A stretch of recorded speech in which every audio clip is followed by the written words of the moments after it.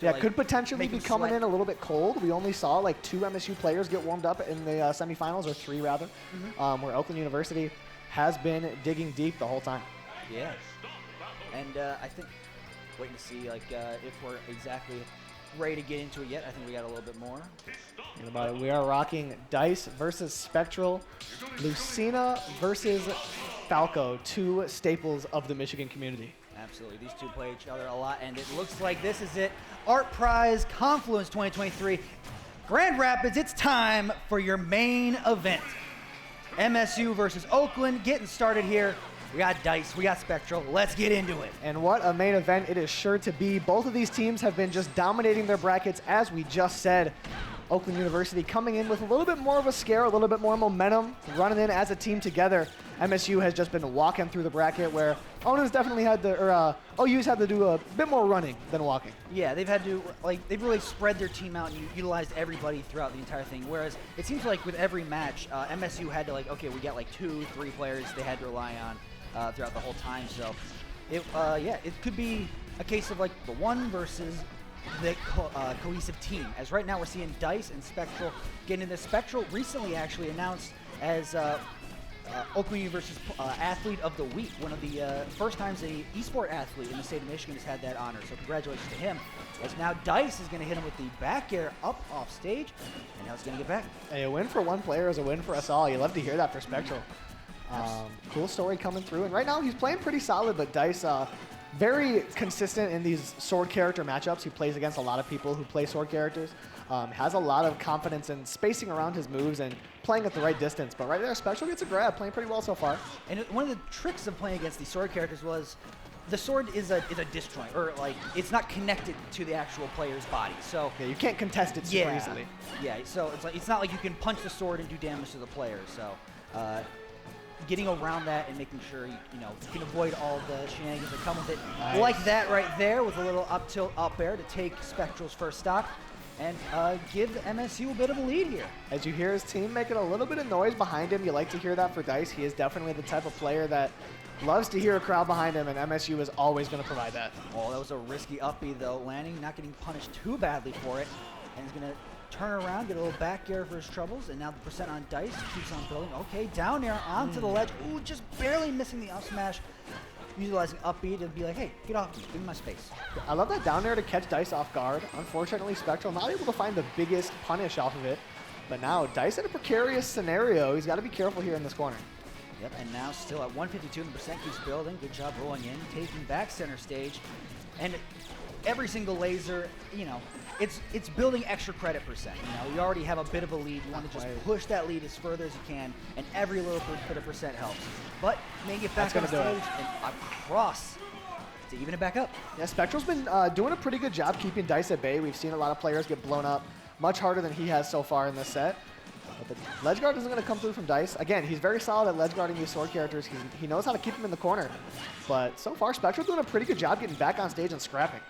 Yeah, and now those lasers still. Over time, the percent builds up, and now it's Spectral. Okay, Spectral's time to get out of it. Wow, the up B still, but ooh, not falling through the platform, eating the F smash to the face, and there goes OU. That was a very smart sequence for Dice. You saw Dice hit Spectral up in the air once. The first time Spectral did an up B to get out of it, right? So the next time Dice hits him up, he knows he's going to do it. He just did it. So he waits for Spectral to use that up B, and then just waits for him to float all the way to the ground, right into his grasp, right into his punish. Dice with a great second stock there. That's one of the big things with playing Smash Bros. It's not just how well you know your combos, but also how well you can recognize your opponent's patterns and their bad habits, and really punish them for that. So excellent job from Dice going forward. And now it's up to Spectral to answer back here. Gets off stage, he's got that ledge. A little F tilt, just poking with the sword, see what a little bit of damage he can get through here. Good job from Dice to keep his shield up. Yeah, viewing Smash as a puzzle game does a lot of players very well. Just kind of waiting to see what their opponent does and playing around it perfectly, almost involving more strategy than raw gameplay. As Dice catches a couple of down airs and puts Spectral on the back foot here. Exactly. You can spend all day, but there's a back air. Ooh, just barely. Unfortunate. That would have been crucial for Spectral to take that second stock and bring Dice down to 1, but Dice just barely survives with 130%, which means that he gets to hang on to 2 full brand new stocks moving forward, as that percentage will reset. Exactly. And now we wait patiently as Oakland is about to send in their next player. They have some of the best in the state. Like Anthony isn't cool as well. They got Trisket. They have plenty of answers here for Dice. So it's interesting to see who they're going to go with. Yeah, this is one thing I love about crew battles is being able to see the teams talk out strategy and think, okay, Dice is a great player, but they have other great players as well. So we can't just send in our ringer right now. We have to play it cool, see what else we can do, see what our other options are before we just send out our best player. Do exactly that as we see Rob, the Snake player, coming up next. He has been playing fairly well today. And one interesting thing about crew battles, which I didn't know before today, is that you can't have two players with the same character. So Rob and Avian of Oakland University are both very solid with Snake. However, Avian has a second character that he's also rather strong with, and Avian is forced to use that second character as long as Rob is playing Snake. You can't have two Snake players. Yeah, it's like... It's an interesting dynamic that you have to work out, because both of them have good secondary characters. It's just a matter of which one is going to have to use it depending on the matchup that they're playing or who's feeling more comfortable. Quite literally, it's a first string, second string situation. It's like, well, if, exactly. if you want to go with whoever's stronger with that character, and then, hey, if you know your Snake isn't up to snuff, then you have to play your secondary. Right, who's got the better secondary. Exactly. So here we go. Oh, hit my theme song. There we go, Gangplank Galleon. As we're getting into this one, obviously Dice has to lose one stock because he lost one last game. And they do a little taunt to signify, hey, we're ready to go, and we're getting right into it. And Snake is one of those characters, you're going to see a lot of explosions, people. Get ready to see a Michael Bay movie on screen. Yeah, and these two, no strangers to playing up against each other. We do see every Monday night a weekly tournament that we have all the way over in Farmington Hills, Michigan, about 3 hours away from here almost. These two players play each other fairly often, just about once a week at that tournament. So not going to be any surprises for either of the players. Might be for us, though, as these guys can get creative. Yeah, this is one where you're going to see a bit slower because it's all about who's going to get that opening first. You know, we saw Dice right there with that up tilt get a little bit of percent off of it, and wants to be very careful around Rob and all these explosions because they can cause a lot of damage really quickly, as that was a scary situation. Okay, we tech those. Nice tech. Yeah, Rob played pretty risky off stage there, and it did not quite come back to bite him, as Dice is just barely able to make it back. I like the ideas there for Rob. I like swinging big in a matchup like this. Okay, that little rocket launcher, that Snake can control the rocket as it's traveling, called Nikita. Not going to land right there, is now still making it back on the stage. Yeah, and Snake being able to control that Nikita as it's traveling is so crucial. It makes it so hard for a lot of characters to get back from the ledge, especially Captain Falcon, whose recovery is either just sideways or just upwards. Could be pretty linear from time to time, pretty easy to block. And now, okay, a little shield pressure, waiting to see if he's going to make a move. Don't twitch. Gets him off stage. Here's Nikita. Reversed right back. That reflector makes it so Rob just loses control of that rocket. Yeah, that reflector can often come in at the perfect time for Falco and kind of bail him out of a corner. When you're stuck against Nikita, the reflector comes in just in time, and now is where Dice has to get really careful. Snake has quite a few moves that could take the stock at any moment, notably the very quick up tilt that Dice has to watch out for. Yeah, and especially grab. You want to be careful. If you grab, then you're going to be down thrown and you're going to be put to sleep, and that just makes it really easy for Snake to land that really big up tilt. But Dice isn't going to care. Dice is going to land the back air. It's absolutely crucial here that Rob is able to take not only his two stocks off of Dice, but maybe one or two more off of MSU's next player to keep OU neck and neck in this matchup. Okay, down there, still putting on the pressure. Dice doing an excellent job of utilizing the reflector. Unfortunate, but it works out. Yeah, still going to land that F tilt and take Dice a second stock. Yeah, you saw that that forward tilt attack for Snake. It's a little bit of a 1-2 punch, and we saw the first time he went for it, he fell out of the move before the second one could come through. It didn't turn out to bite Rob in the butt, but certainly unfortunate nonetheless. As we move on with Rob in a pretty good spot here. Yeah, it puts a lot of damage on that shield. Like I said, if that thing breaks, you're kind of, stuck in no man's land. Can't really move. Have to just press as many buttons as you can to try and wake up. So you want to make sure if that stock gets that little bubble shield gets really tiny. Got to be super careful not to let that break all the way down, as you were saying. Sometimes the pressure can just be insurmountable, though, and it gets scary. Ooh, I love that mix-up on Rob. He just pokes the shield, doesn't really commit to anything, and waits for Dice to jump. Very smart option, but Dice is going to come out on top of the interaction regardless. And now, seems like every time Rob is able to make that comeback and sort of claw and get things a bit closer to being even, Dice has the answer to, hey, no, we're going to keep this lead. Wow, what an extension from Dice. From the corner, he swings hard and comes back with 77% out of disadvantage. What a swing from Dice, who's looking to take 6 stocks now. That's the blender right there, folks. You get caught in it, and there's no way to escape. It's so important that Rob takes this, because if Dice is able to do it, then he's taken out half of Oakland's players by himself. But Rob gets that grab and sends Dice off stage, and this is where Snake thrives the most. Yep, back through Nikita, but still not going to get around it, and Dice is going to get back on stage almost for free. There you go, center stage. Oh, you saw the back air wanting to come out. Instead, it's going to be down. Oh, no, goes for forward throw to keep him off stage. Nikita, once again, reflecting. But F tilt, is that going to be it? Off it is. Rob played very solid there. He's able to take that stock. Again, super high percentage. I keep harkening back to this fact, but it keeps coming through in such important timings. Rob holds on to that stock with 103%, and now he gets to reset only down 2 stocks. That was the difference there. If he lost that, they would be down 4 stocks. Oh, yeah. And now they're only down 2 with Rob resetting his stock and having a good chance to crawl back just a little bit more. And that's it's crucial, especially on a character like Snake, who utilizes so many explosions that damage himself too. It's easy to accidentally get lost in all those grenades and accidentally realize, oh, wait a second, I just blew myself up for like 70%. Yeah, Uh-oh. you see Snake players often take their own stocks just because of missed timings, or they get panicked, caught in a corner. The C4 especially, you hide that, kind of lose track of it, forget how long it's there, and after, I believe, 60 seconds, it blows up by itself, maybe 30. And that can come back to bite you in the butt if you're not super aware of it, as Rob typically is. You know, even in these kind of professional settings, people often forget to disconnect their Pro controllers. It's crazy. Happens. It happens. I don't know how you do it, really.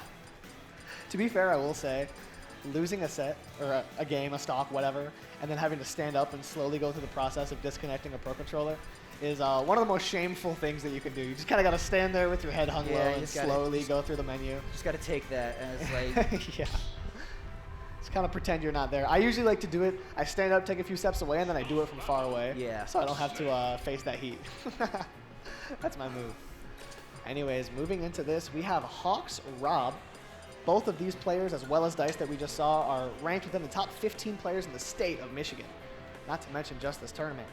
As Hawk coming out with that Rob, a tried and true character player combo. Yeah, been since almost a day one kind of situation here. The Rob been putting in work for a very long time. So versatile of a character as well, but it is a big body, so you're going to be more prone to accidentally get blown up by some C4, some grenades, or falling into a lot of these Snake combos. So it's going to be imperative for Rob to keep OU into this thing, to take this first stock off Hawk as we get right into it on PS2. Both these characters are characters that have been around forever. Since the game came out, these two have been in the game, and not only in the game, but strong options, super common to see in top-level gameplay. As, yes, we do see this section of the crew battle go underway with an early bit of damage for Hawk. Yeah, just set down the gyro, one of the strongest projectiles in the game that Rob has access to, as it can just sort of sit there as it's just a continuous hitbox, just sort of spinning in there. And also, one of the surprisingly hardest things to pick up there as Rob runs into a little bit before picking. Rob is playing extremely well here. Gets 83% on right away ever since that first bit of damage. However, Hawk comes swinging right back. Puts on a solid 63% of his own. Waits for Rob to jump. That was really good. You see he went under the stage there to bait Rob into jumping above him and then met him right where he jumped. That's very smart option. Picks up gyro, using like, hey, you take this back. That's your toy. I don't need it. See, this is big for Rob. Getting a bit of extra credit here for his team is going to put him back into a 1 stock difference, which will be massive, and there it is. That's the 1 stock difference. Oakland University from down 3 to down 1. Good comeback so far. Oh, and good job avoiding the up air, which certainly would have taken the stock. And the up smash, too, gets back on stage, and now Rob's off stage. Rob taking another stock here would be just magical, as we see Hawk all the way up to 86%. Having a hard time get back. That big body of Rob that you were talking about does not have the easiest time avoiding all Snake's options. Yeah, good job teching and rolling back as well to avoid any kind of follow-up Hawk was trying to do. And now the Nikita, look at that little missile chasing him all around stage. How are you going to get back? One more of those could spell disaster, and it does, as Rob brings it all the way back to a tie game. And here we go, folks. 117, and all the momentum in OU's favor. Trying to keep it, trying to push it, maybe call ourselves into a lead. You see Rob mixing up his movement super effectively right now, sitting just above Hawk, doing something called B-reversing. It mixes up the horizontal momentum, but Hawk is not going to be fooled that time as he gets him above, catches him with an up air, but now all the way down to 7-6. A great showing from Rob here in game 1.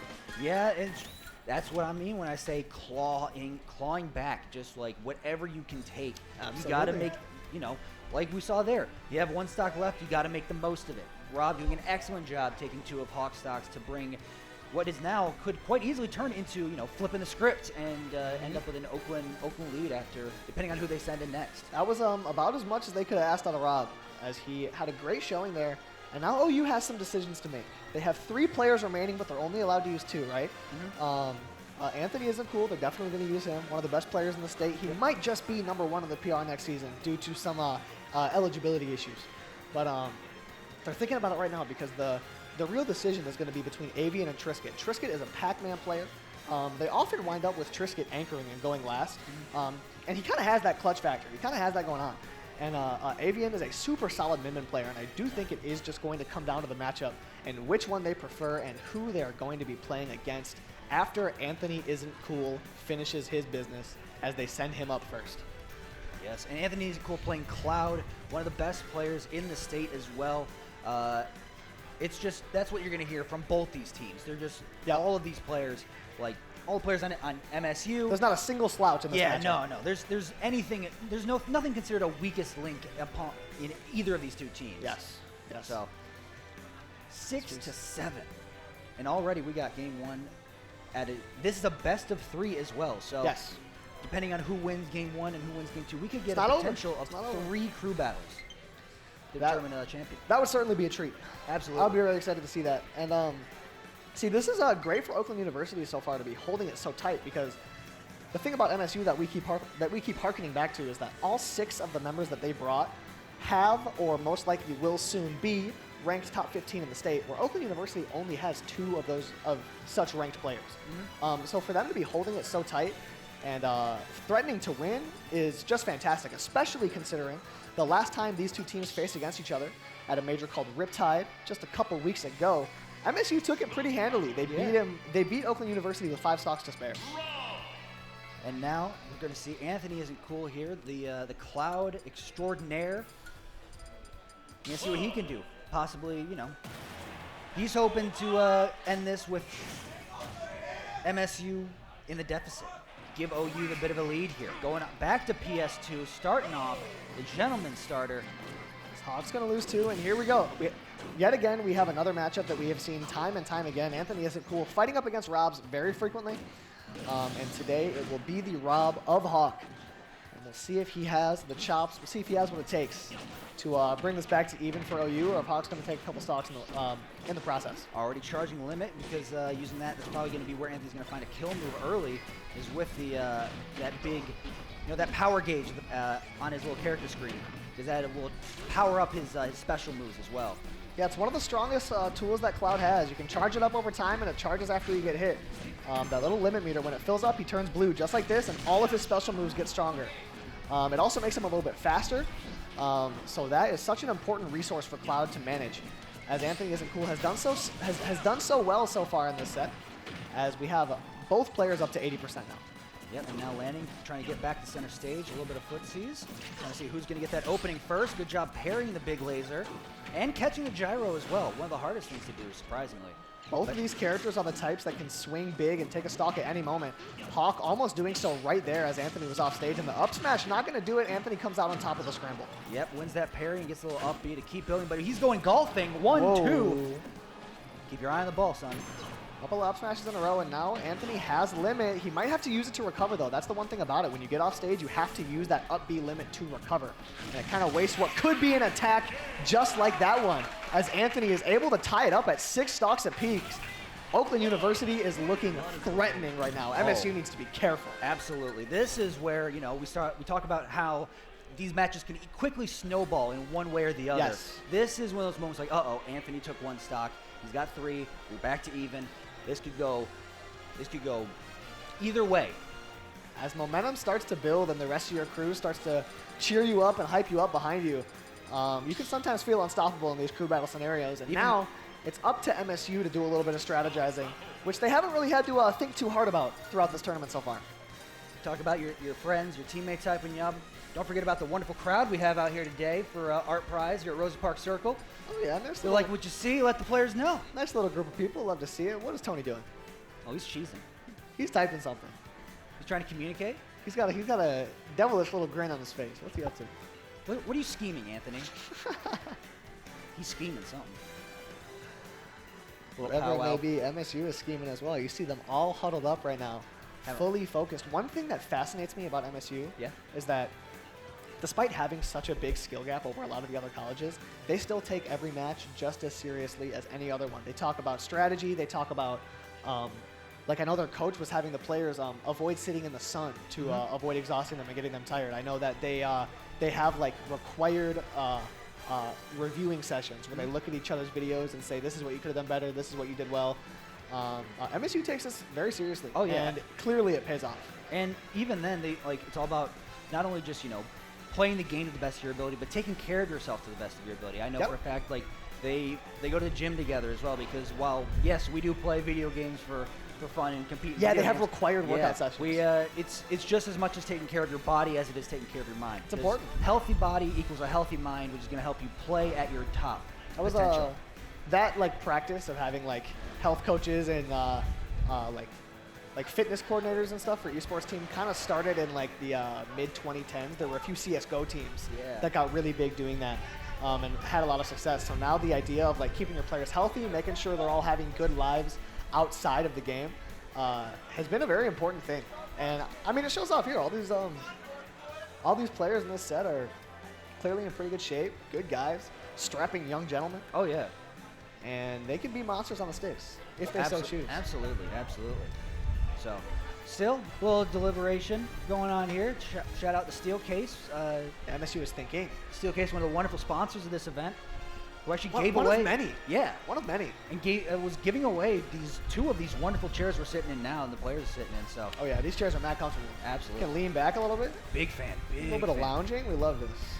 We love it. I feel like this would be good to read a book. Oh yeah. You know what I'm saying? Get the armrests up high, elbows up. Ooh, top of the line. I don't even like reading, but I feel like I would read a book. Oh yeah. If I had this chair. Get a Steelcase chair and you'll learn how to read. Yeah. You'll just gather your own library if you get a Steelcase chair.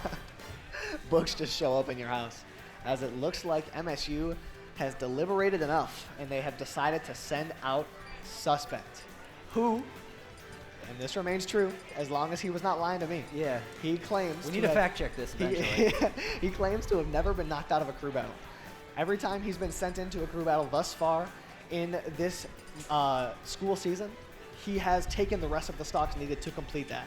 I doubt that this will happen here, as there are two very strong players in his way, and he's going to have to take 6 stocks in a row. So if he would do that, I'd be more than impressed. Absolutely. As he might not even get through Anthony here. Yeah, and these two already have a storied history playing against each other. So Suspect plays one of the most volatile and powerful characters in the game with Kazuya, who we saw earlier up here has the potential to TOD as we call it, or touch of death. From all he needs is one hit to open you up, and then can do all the damage he needs to take your stock.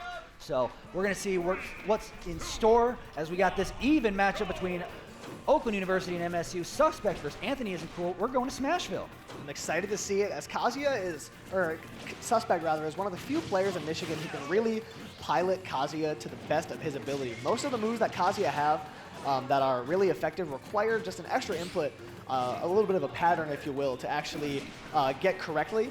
And Suspect is just as consistent as the best of them with those inputs. Yeah, the strength of this character really lies in the how technical it is to execute what his most powerful moves. Suspect unable to find that opening there, and you can hear it in the venue whenever Kazuya gets a hit. The whole venue kind of gets quiet. You can hear a pin drop. It's what is he going to do? What is going to happen? Because all the players know what Suspect is capable of. Yeah. Anthony Isn't Cool definitely included in that, as you see him playing very, very patient, very cautious. That platform is going to be Anthony's friend, as Kazuya doesn't have the best aerials, and Cloud does. So it's going to be pretty good to space out, as that dash attack takes the stock, and Anthony Isn't Cool is surging. Excellent job, just sort of baiting the options from Suspect. Just sort of am I going in? Am I going to hit it? No, and then dash back, and as soon as Suspect throws that grab out, whiffing it, and punishing accordingly. As the percent keeps building, it seems like Anthony, that's the move to be on the lookout for. Electric Wind God Fist. It sort of freezes your opponent in the air and allows you to get all these, that's the crux, the beginning of the touch of death, as you will. Yeah, that is exactly what Kazuya needs, and that was an incredible sequence for Anthony. Everything he wants Suspect to do, Suspect is doing. He is conditioning him, not like Shampoo. He's playing very well. No, he's playing just as cleanly. Yeah, yeah, he is. As that up B comes through from Suspect, gets a lot of damage, puts him way up high, but doesn't quite take the stock. Suspect kind of flailing. This should do it here. As the up throw, not quite gonna take the kill as Anthony stays alive, looking to 3-stock Suspect here. Oh, and still avoids the up B, gets on ledge and still ends the up air. Okay, wow, look at that shield damage. Just one little roundhouse does. Back throw at 205 will most likely do it. No! Wow, at Kazuya not having the 222. kill throw. Very seldom do you see somebody live to a 222% against Kazuya. Not to mention Suspect's Kazuya, but here's the thing. He's far from out of this. Suspect is super good at running these back. If he can find an opening, that'd be huge. But Anthony isn't cool. Is just playing too evasive right now. Yeah, just not letting him get in. Doesn't even give him the time to really almost input that electric. Oh, he's off stage again. Looking for that spike to really end it in style, end it with authority. Gets the rage drive online. That's gonna make one of his moves hit even harder. Okay, he has limit again at 139. Possibly looking to finish this in style. Oh, that could have been it. But that's the move. Okay, gets the turnaround. There we go. Only needs one. So we off to the Not races. quite. No, yep, gonna drop it there. But here we go. Second time around. Follows it on the platform. Gets it. Up B's gonna Very connect, good. and that's what we're talking about. That is crucial for Suspect, and you can see it on Anthony's face, because now at 130%, Suspect still has a chance at taking this last stock, and even if he doesn't, that means Tony only has one going into MSU's next opponent, who could very realistically take 4 stocks. He wanted electric there, but didn't get it. Instead, he's still on platform, but it's gonna Nice drop back down air. back air That's off gonna the do it. side. And for the first time, to our knowledge, Suspect is knocked out of a crew battle. As Anthony isn't cool, gives Oakland the lead. Oh man, this is about as intense as a crew battle can possibly be, as Tony here is going to look to extend just as much as possible, as MSU not going to have to think about it this much. They're going to send up Rydra. Yep. And here's the thing. The 2 players that Oakland has remaining are not quite as successful in the past against Rydra as Tony is, who has limited success in his own right. So Tony's main thing here, if he can take 1 stock, then that means his last teammate only has to take 2 as opposed to 3. They go in with a lead.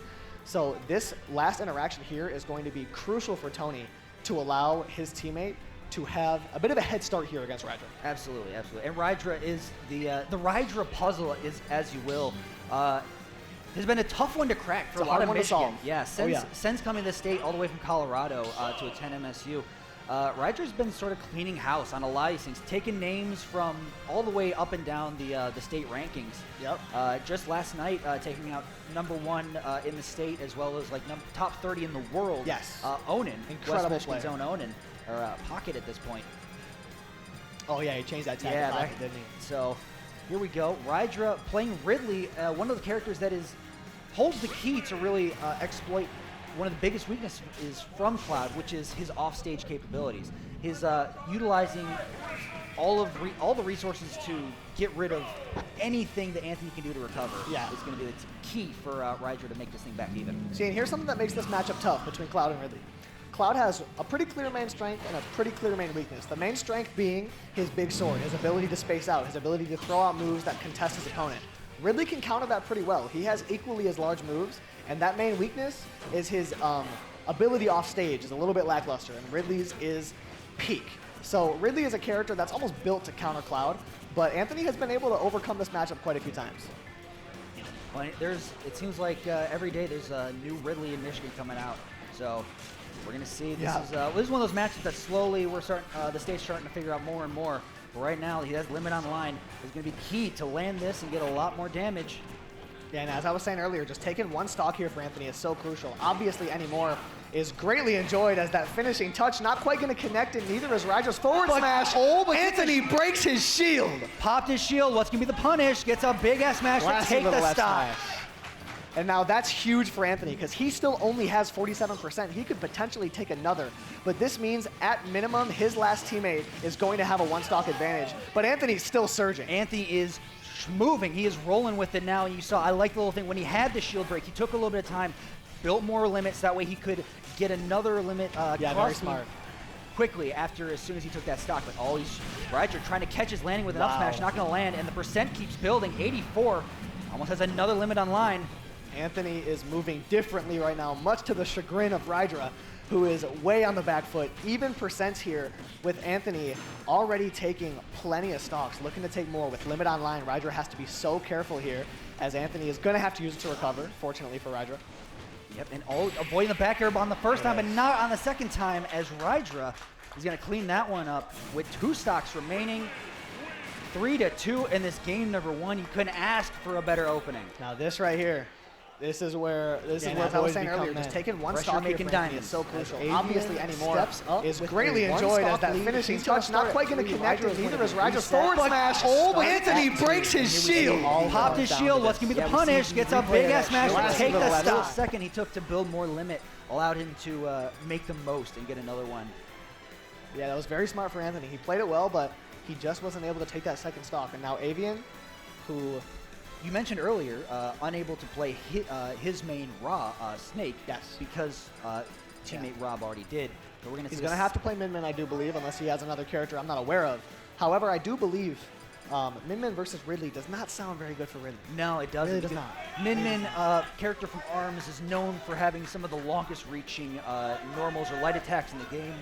Because her arms are ramen noodles. They're just like, they just stretch out Very forever. long. They can cover the whole stage. So, seeing Ridley is known for having trouble approaching. Yep. And Min Min is just incredible at preventing that from happening. Absolutely. And the big thing in this matchup is going to be, I know pretty typical for Ridley in rough matchups, if he can get Min Min off stage, that's going to be the difference maker. So Absolutely. It's all about Avian holding his ground, planting his flag in the middle of the stage and saying, come and get me, I'm not going anywhere. Try and make it through this wall of arms. I got everything you want. We got chakrams, we got It's not an easy wall to get through. Yeah, we got chakrams, we got dragon lasers, and we got a big old electric wrecking ball to hit you in the face with. Yeah, so for a brief explanation, Yep. Min Min has 3 separate arms. They all do different things.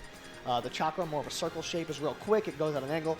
The dragon is going to come out kind of at a medium speed and do medium damage. It also And has the a last laser. one- yeah, it does have an extra laser at the end. And the last one, Megawatt, that's going to be what's getting your kills. It's going to be a little bit slower, but it's doing a lot of damage.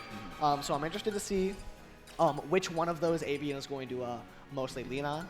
I know that there are various pairings that players tend to go to, but Avian is going to lock in as we get started with the final 2 players in game 1 of this crew battle, trying to see who can take the lead in the set going into game 2. Yeah, here we go. And now off the start, Ryder has to lose one of his stocks. They're going to taunt in the beginning to really say, let's get it on. And here we go.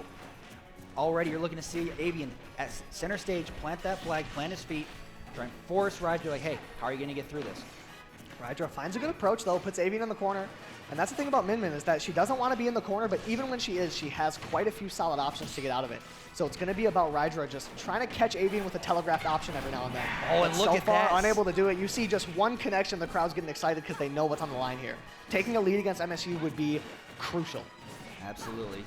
70%, 80% already to 55. Just all that pressure coming off, but look at that dash attack, having to What a recovery. use jump, make it around the fireballs. Yeah, Another- those Ridley fireballs cover such a good angle to stop people from recovering, but Avian was just barely able to get above them in what was a very good recovery, as he has Rydra on the back foot right now. Yep, angling down these arms to try and catch, hit Ridley right on the fingies, but not going to land there, as now the Megawatt is out, the kill power is here, but good job avoiding that back air. That certainly would spell death. Seeing again, Avian doesn't need to take stocks at the same rate as Rydra. He only needs to take 2, where Rydra needs to take 3. So even though this game is pretty much even, Avian has a big lead here. Oh, and they're just feeling each other Huge. out still. Look at that F tilt, just taking it off the side, almost killing. If Avian takes the first stock here, the hill that Rydra would have to climb would be so large. Oh, just feeling out still. Center stage, couple arms back and forth. Gonna make it around the fireballs once again. How are you gonna get back on stage? Now you're gonna get grabbed, and there goes your stock. Gonna do it. Crowd getting excited. You hear the MSU crowd cheering on their boy as he was able to take that first stock. That's big, but it's not all that you need. Rydra still has a bit of a mountain to climb. Oh, yes. As Avian gets knocked off stage. This could be scary. Rydra commits for a ledge guard. Yeah, spot dodge not gonna last too long. He's gonna get hit, still hit by that rapid jab. Uh-oh, he's still off stage. He's going deep, gonna make it back. Oh, still gets caught. And there's the stock. Oakland University's making some noise. MSU is no quiet bunch themselves, though. They can match that sound as Rydra gets him off ledge. This is where Avian's going to struggle the most. Yep, he makes it back, though. The tether recoveries are exploitable because your character is not fully immune when they're just sort of hanging from their arms. Yes. That's another thing. That mid-min up smash is also going to reflect those fireballs, alleviate some pressure, but Rydra looking like he might be able to even up this game. Look at that, 36% lands the megawatt, and now avoiding it. There you go, Nair, and another megawatt lands. Just any given hit for Avian before losing a stock is crucial as he's able to put Rydra further and further in disadvantage. We call that extra credit in the scene. Absolutely, extra credit keeps building. He's looking to get an A+ in this class. A++ at 104, 105%, you know what I'm saying? Yep, Rydra gonna whiff an F smash, no real punish for it, but here comes the Dragon Laser. Avian's looking great here, has Rydra in the corner. This is where Ridley struggles so much. He gets out with a dash attack though. Throws a haymaker up against the ropes. Avian's gonna swing from below the stage. He loses his stock, but 106% on Rydra. He's gotta be careful. Doesn't have the recovery. It all comes down to this. This is gonna determine the tone. Who goes up one game apiece? Here we goes up one game. Off stage, hits the laser, not landing. Rydra's deep, there's a chakram off the side, he'll do it! And with that, Oakland goes up 1-0 over MSU in this best of 3. Avian in clutch time is able to take it over Rydra with a 1 stock lead coming in absolutely clutch. You gotta give props to Tony, who made a super solid run to put him in that position as Oakland takes the first game off of MSU this whole bracket. Folks out there, if you like what you're seeing, let the people know. Give it up for them. Make some noise. There you go, come on. There you go. It's only gonna get better, folks, as this keeps moving on. But hey, if you're Oakland, you can't put the cart before the horse. You still have another game to win if you want to hoist that trophy and take home the victory. Yeah, no, MSU really needs to lock in here because, again, in the past, MSU has beaten OU pretty comfortably. MSU has taken a set over this exact same team, same roster, same everything, with 5 stocks to spare. So to come in here and lose game 1 has got to rattle them. I don't think they've had to deal with this type of adversity as a crew yet. Absolutely, and it's like Tony coming in big, getting all. Yeah, man. Like Big Tony, man. That's what we call him. That's what we call him. You know, he says he isn't cool, but at the same time, that was some. He might be cool. He might be cool at this point. I hate to say it. At some point, you might have to change the tag and be like, hey, maybe I am cool. Who knows? Anthony is cool coming. Whenever he gets #1 on the PR, Anthony is cool. Yeah. He's got to change it. That's an idea. Write that down, Tony. He's busy. Whatever. Oh. Yeah. See, this is what I'm talking about. They're strategizing. They got to think about it because this big trophy in the middle of the stage is tantalizing. I don't know if y'all saw it. The high school trophy. It's a pretty similar one. Made by the wonderful trophy. It's big. It's shiny. Oh yeah, made by the wonderful people over here at the Kendall Art Institute. Yeah. So put together a good piece of art for us. Oh yeah, that's well appreciated. Well appreciated. It looked good in any trophy case, where that ends up being in East Lansing or in Oakland. Yeah, it's definitely a trophy worth fighting for. As we see both teams huddled up and smiles all around for both teams. You see MSU behind me. Yeah. You see Dice just cheesing. He's ready. He knows he's got it. He knows they got it. He knows it's not over. Yeah, he's not sweating. OU feeling the same way. Maybe a little bit more stressed. They're feeling like, okay, we got one. We just need one more. And that buffer is so fortunate for OU because now they can come out in this next game and have the worst game of their life, and they still have another chance. Yeah, they can still like almost use this like, okay, download, see what what MSU is really thinking of going into this thing. So yeah, obviously you would. Ideally, you like to put it away right here and just hoist a trophy and be like, hey, we're good. Let's you don't want to let MSU open the door anymore. You know what I mean? They're trying to close it. MSU has their foot in the door. Yeah. It's closing. It's closing more and more. You give MSU an inch and they'll take a mile. Oh, they will take a mile. They will certainly take a mile. OU is certainly not the type of team to give inches. Yeah, As you see their captain hyping up the team. Hold on, head nodding over there. MSU staying hyped. Dice is getting the boys into it.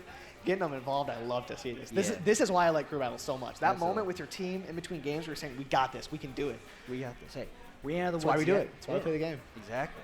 It ain't over till it's over. So, very true, very true. Don't throw the baby out with the bathwater. So what are you looking to see in terms of adaptions here? Moving forward for MSU, what needs to happen? What didn't happen there that needs to happen now? I definitely think we're going to see a swap up in which players are chosen because MSU brought along 6 with them, so they have 2 substitutes. They got options. They got options. Yeah, in that last game, we didn't see Arcty or Crash. Yeah. 2 very solid players. which I think Arcty might be one of the ones we see start out this next one. That's possible. We do see Arcty start a lot. He plays Palutena, a very consistent character, and he's a very consistent guy. You don't really see him come out and just have a bummer of a performance. He kind of puts up pretty consistent performances. Crash, on the other hand, is a bit more of a wild card. Yeah. You'll see him come out at major tournaments and put up a nuts placement, make a great run, and then a couple weeks later, you'll see him enter a local and not do so hot. You know what I'm saying? Yeah. So I am very interested to see if MSU is going to be interested in sending in a wild card in a bit of a high pressure scenario. It's kind of a roll of the dice, but they do have dice on their team. So. Yeah. maybe a favored dice roll. It helps to play when you have Lady Luck on your side with dice being on your team. Yes, yes. So roll the dice if you will. So. And I will. Ooh, the wind. Oh yeah, the wind's picking up a little. Y'all hear that? Y'all hear that? It's a nice breeze. It feels good. Oh yeah. I've been warm all day. It's what, like 80 out here? I got a jacket and a long sleeve. It's warm out here. People keep walking up to me like, aren't you hot? Aren't you hot? Someone walked up to me earlier. He's wearing a hoodie. He goes, aren't you like burning up? I'm like, dude, you have a hoodie on. I mean, the answer for me is yes, I am. Like, yeah. I'm melting it. Of course I inside. am, But you know, the breeze makes everything a little bit more bearable. Hey, I'm sweating, but that's why they call it drip. Oh yeah, You know exactly. what I'm saying? You're right on that one. Oh man. We're locking in. It looks like Oakland University is sending up Rob as their number one. All He's right. giving us a little wink. Yeah, Okay, Rob's Rob. cheesing. Relax, Rob's cheesing. relax. We get it. Look at him, handsome young man right there. Moving into this, I am really interested to see how the order is going to affect things. Because I do think Oakland University got just about as fortunate as they could have gotten in terms of order. And Rob is going to go up against Dice. Oh, so we get a bit of a run back from game one. Yep. Dice looking to get his revenge. So they're going to talk it out, see which stage they're going to go to first. Probably PS2.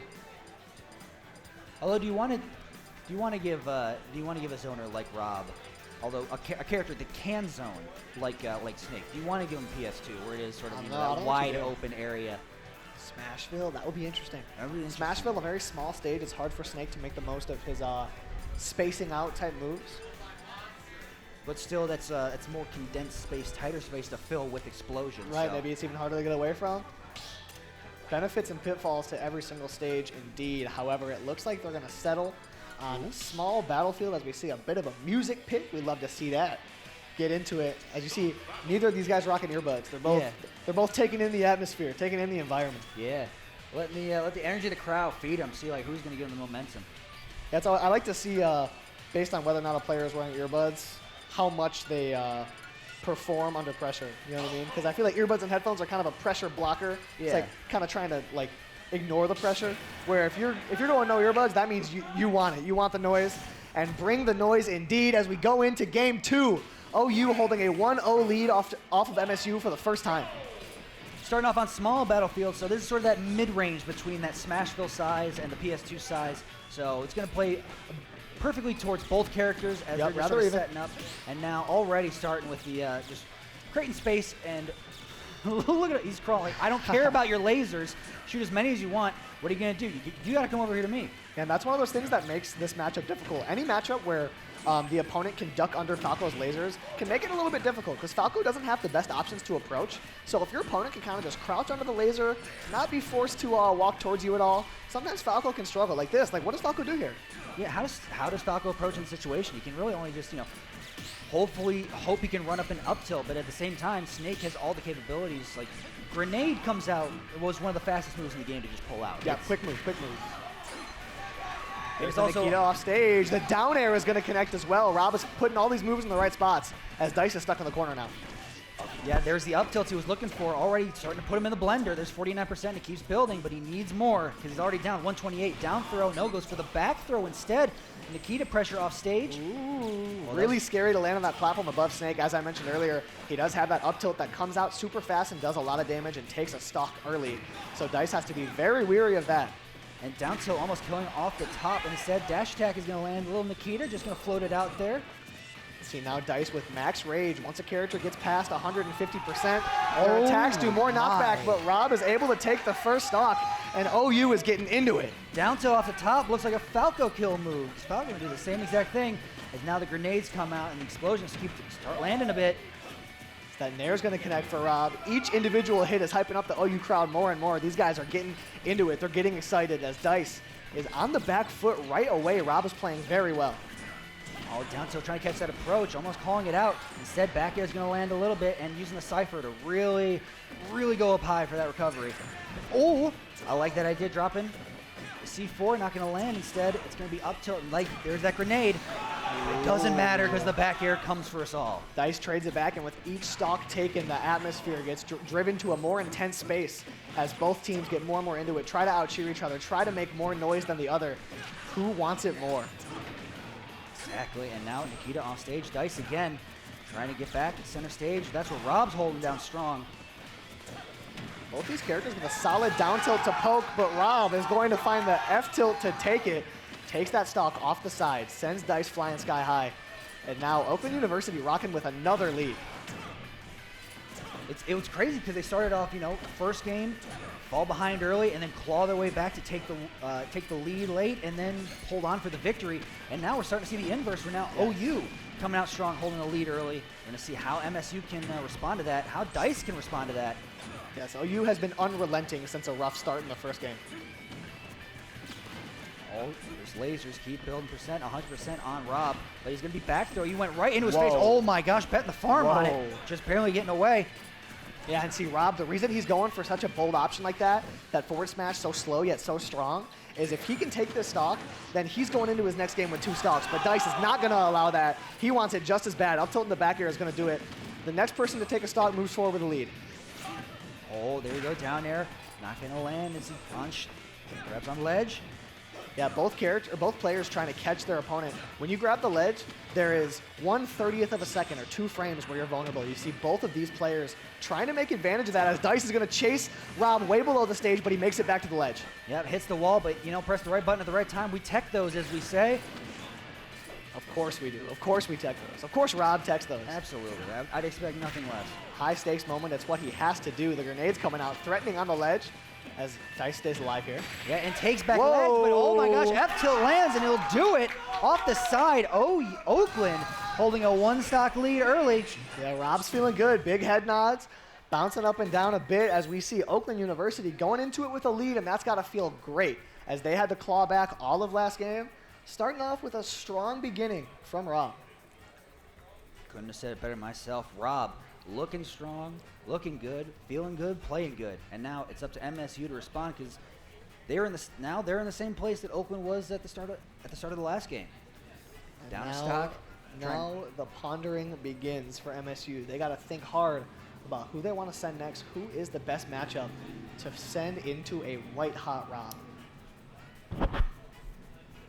Yeah, it's a tough one. It's a tough one to really think because looking forward, you sent in Suspect last time, but that didn't really. Or what? No, because Suspect came in for Anthony. That's right. Yeah, we saw their picks last game not work out as well as they could have. But again, MSU right now has 5 players at their disposal, can only use 3 of them. So whichever one they pick is going to be crucial. Because that's the thing about bringing extra people is it does give you the luxury of counter-picking more and having some extra leeway. But on the other hand, it gives you the extra pain when you lose. It's like, man, should we have sent in the other guy? Would he have done better? Yeah, you can't second guess yourself like at this point, and you just got to commit. And you can deliberate. For sure. You can think all you want. You can have like the group huddle and stuff. But really, it comes down to like who has the most confidence in this situation. Yeah, who like, feels good? You don't want Who's feeling it?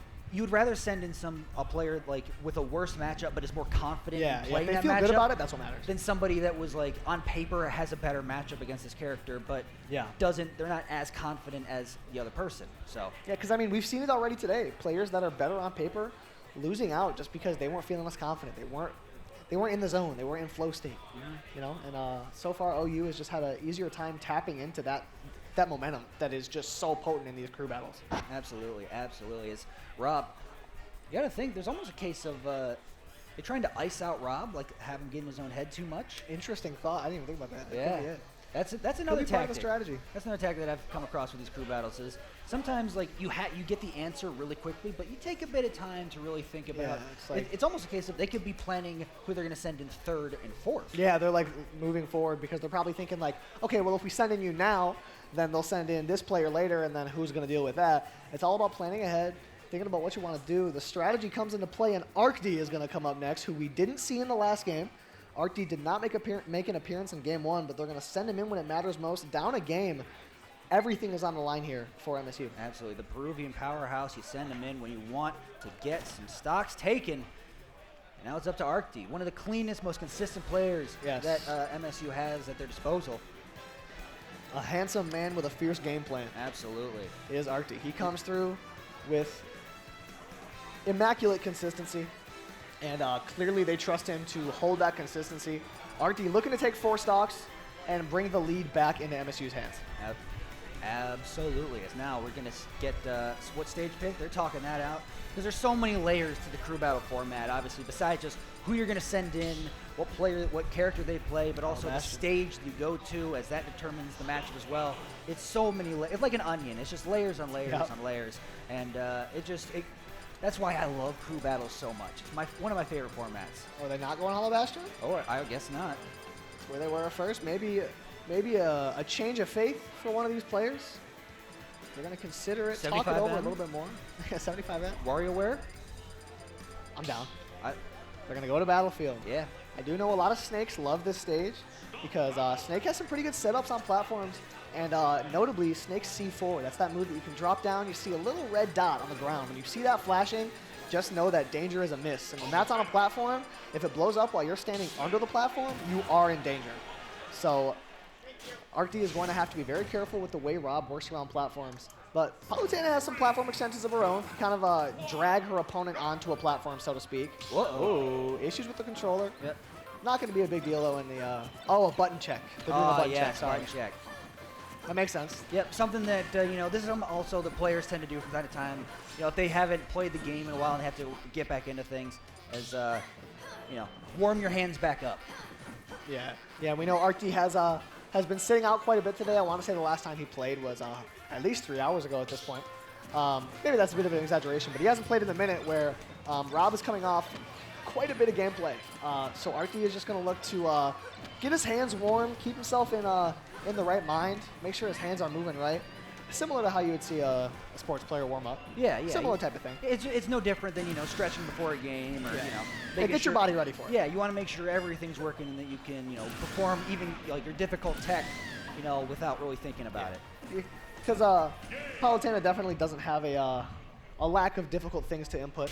So ArcD wants to make sure he's in tip-top shape and he feels ready as the button check comes to an end.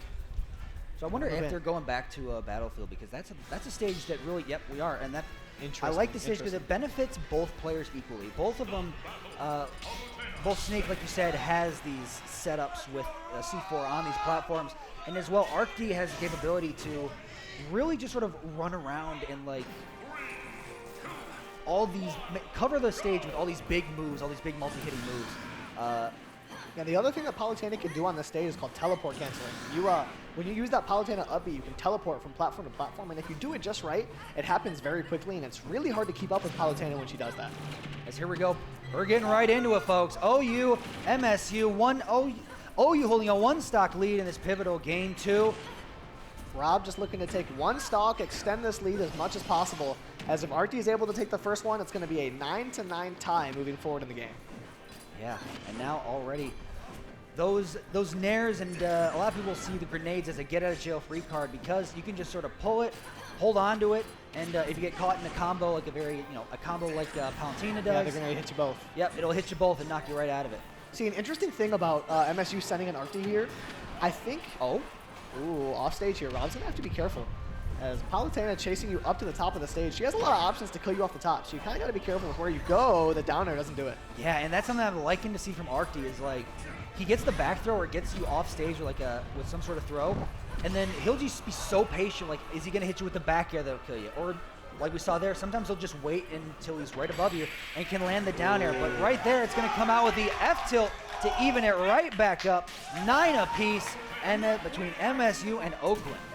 There you go. ArcD's going to take that first stock, and now, as you said, 9 apiece. That's going to be big, and ArcD's pumping up his team, cheering at him, saying, get up, stand up, we're winning this. We ain't out of this yet. That's what Arcty's truly here for, man. He is the emotional support. He's been on sports teams. He knows what it's like to try and pump up your team. He's disappointed by the lack of energy. He's saying, get up. He's saying, get off your tuchus. Yeah, hey, Get excited. we're playing video games, but we got to bring the same energy that, you know, the MSU Yep. football team brings, Yep. the same energy that the U of M hockey team brings. You got to bring it. One of my favorite Arcty moments was at a pretty big tournament recently, Back to Smash. Rydra was playing, and you know, his fellow schoolmate Arcty's trying to cheer him on. He's doing this like Peruvian rugby chant. Really? And he's doing this like intense like Spanish chant, and it was super cool listening to the crowd get excited. Oh, yeah. Arcty is definitely the man to lead a crowd into battle in a crew format like this. That's 100%. As now Oakland sending in Spectral, one of their top players, and recently named Athlete of the Week for Oakland University. Rocking the Oakland University Esports captain shirt. See that on the back, and he's gonna come in. He's locked in, man. Look at Spectral. He's dialed up. He is this is focused. It's gonna be huge for him.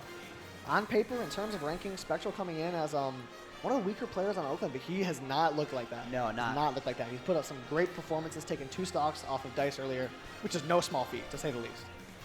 And also securing his team's victory to make it into grand finals here. Off stage with, interesting. against U of M. Got a shield break last stock, so Spectral's going to go back off to his team and kind of talk things over a little bit more. Maybe they're not totally confident in the pick. I do wonder. Maybe they're talking strategy. Hawk comes on stage to talk to Arcty, doing a little bit of the same. possibly icing out Arcty now. Yeah, maybe. Maybe. I don't know. Arcty's motivated, though. Does not seem like the guy who is easy to ice. He's got that like athletic competitive mentality of like, hey, Yeah, I'm not he going to really be iced does. out here. Yeah, he's got that dog in him. Oh, absolutely. Absolutely. Oh, What's he what showing are we us? seeing? What's he showing us? What? Hey, this is a. What is he doing, You bro? can't show that, dude. What are you doing, Arcty? Hey, there's children out Is that here. the song pick? That's a song pick, probably.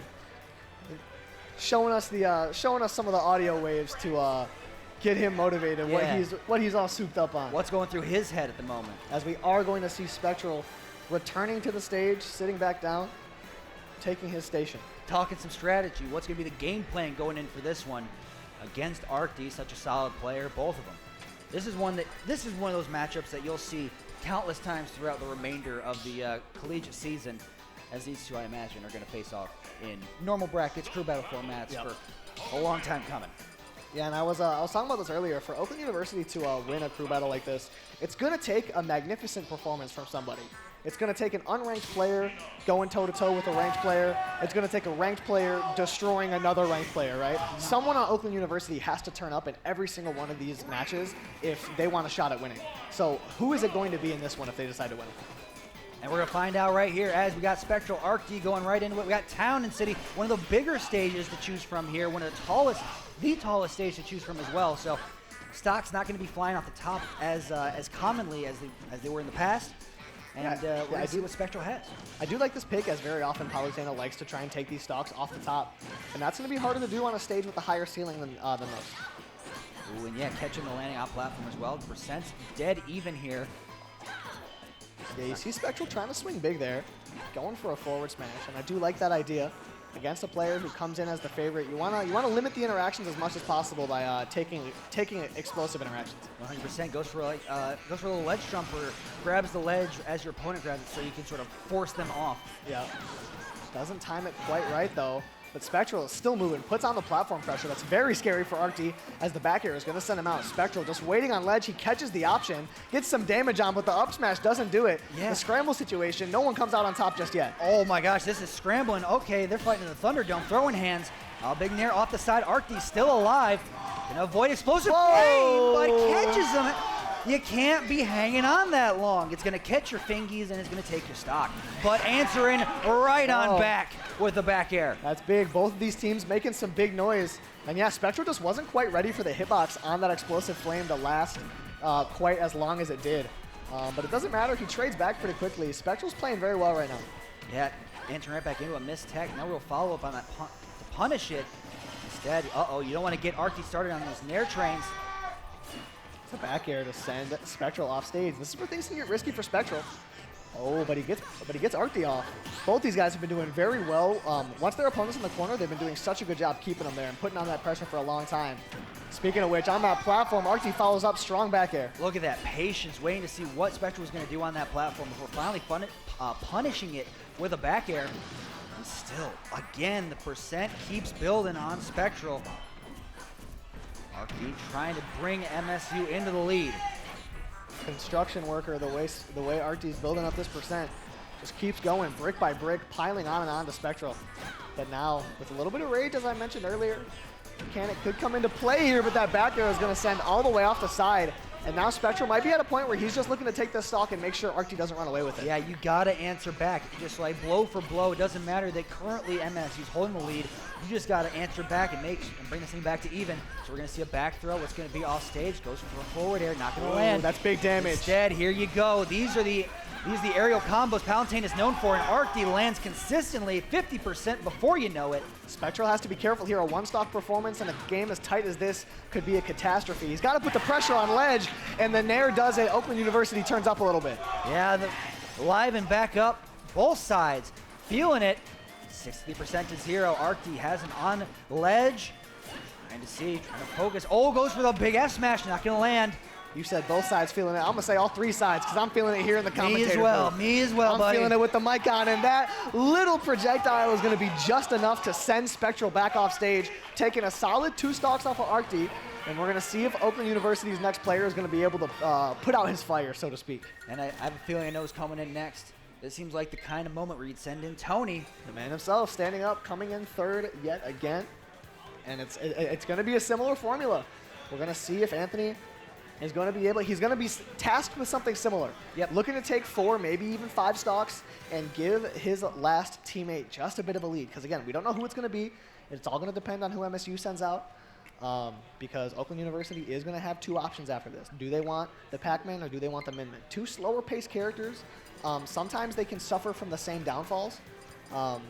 But they can cover some things in ways you wouldn't expect. Now, something to keep in mind, one of these players' controllers is actually kind of low on battery. Yeah, so if that comes into play, I swear to God. And here's the crazy part, folks. So if the controller dies and the game pauses mid-set, if the player's controller dies, they actually have to lose a stock. Yeah. It is just one of the rules, so that way people don't pause. Yeah. To encourage fair, consistent gameplay. Yes. So it would be heartbreaking if that's how either MSU or Oakland continues to a Man, lead. can you imagine? It'd be brutal. Oh no. So whoever's controller is almost dead, I would recommend one of their teammates be running to grab a cord. That also could have been one that was connected earlier and no one's using. Could have been. With any luck, it's that. Because I would hate to see that be a factor Absolutely. in this set, which is turning out to be such a nail biter. I'm gonna need to get a pedicure after this. Oh yeah, this is a slobber knocker from start to finish. Nair's coming through for Anthony, getting this movement straight. Here we go. We're going to get it on in just a moment as Arcti takes his second stock, and they both lean forward. And here we go. Right into it. Anthony is a cool Arcti. This is a matchup time and time again. We've seen one of the hottest sets through this current season. Arcti taking a stock here would be massive for MSU moving forward. Any stock off of Anthony is huge, as he has proven to be one of the strongest, most threatening presences on this Oakland University team. And now this is kind of where Anthony really thrives. How are you going to get back on stage? Just these walls of back airs and these up airs continuing to land. There you go. He got it. Little opening from Arcti, but it's going to be the limit cross slash to do it, and we're back to even. Comfortable stock. Oakland University getting out of their seat. And we see yet again a 6-6 tie with Anthony Isn't Cool on the sticks for Oakland. This is where MSU really needs to think about who's going to do best, because we've seen all of their players do well against Tony, but we've seen just as many of them do poorly. We saw Rydra come up earlier. He recently has had the more favorable set record against Tony, but ever since he came to Michigan, Tony's kind of been working his way back. He's learning the matchup a little bit better. It went pretty well for him earlier. He was able to take a stock with only one of his own, and it is going to be Rydra.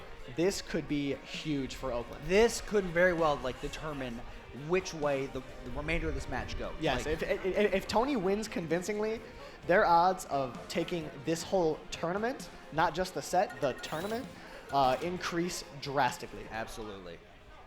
because now it seems like Tony is sort of the puzzle that MSU has to overcome, because once that's done, you have either Avian or Trisket, who, not to discredit them, aren't at the same caliber as Tony. Still very, very and that's strong not even player. to discredit them, because Tony is just that good. You're looking at potentially 1 and 2 in Michigan, both of them top 5 at the worst. Absolutely, 100%. Like this is the upper echelon for this game in the state of Michigan. Yep. So here we Huh? Probably a button check. I'm yeah, assuming. I would assume a button check. I would assume a button check Yeah. for Rydra. Yeah, I saw someone on Tony's team yell at him. I saw him look back and go, "It's a button check." Button checking with the can. Look at him move. Look at him move. He doesn't play this character. He's still getting. Hey, he still has these focus attacks. He's kind of getting busy. He's moving better than I would. He's moving. Okay. Come on, Tony. A little shimmy, yeah, shimmy, shimmy, yo. Okay. Focused up, no attack. Come on. Oh, I love it. Oh yeah. Yeah, and yeah, you see Rydra, he's been sitting down for a while. He needs this button check to kind of get locked in. Tony, when he's having fun like this, he's scary, man. Oh, huh. He's scary. Looking over and seeing your opponent just cheesing when you're like fighting for your life, it's not a good feeling. When you're having when like your opponent's having the most fun they've ever had in this game, that is when you know, they're on another level. It's people talk about this in other esports like Rocket League and CS:GO, the have fun meta of just like when you're having fun with your team and you guys are enjoying it, that's like as good as you'll ever play. Tony trying to show off a little bit of that in this crew battle. Yeah, you go for stuff that is more like akin towards stylistic play, like when you're really feeling it. Go farm some clips, as we say. Yeah. Hey, when you're in the zone, sometimes style becomes optimal. You know what I'm saying? Sometimes it doesn't feel excessive. It just feels like the thing to do. Feels totally necessary in a lot of ways.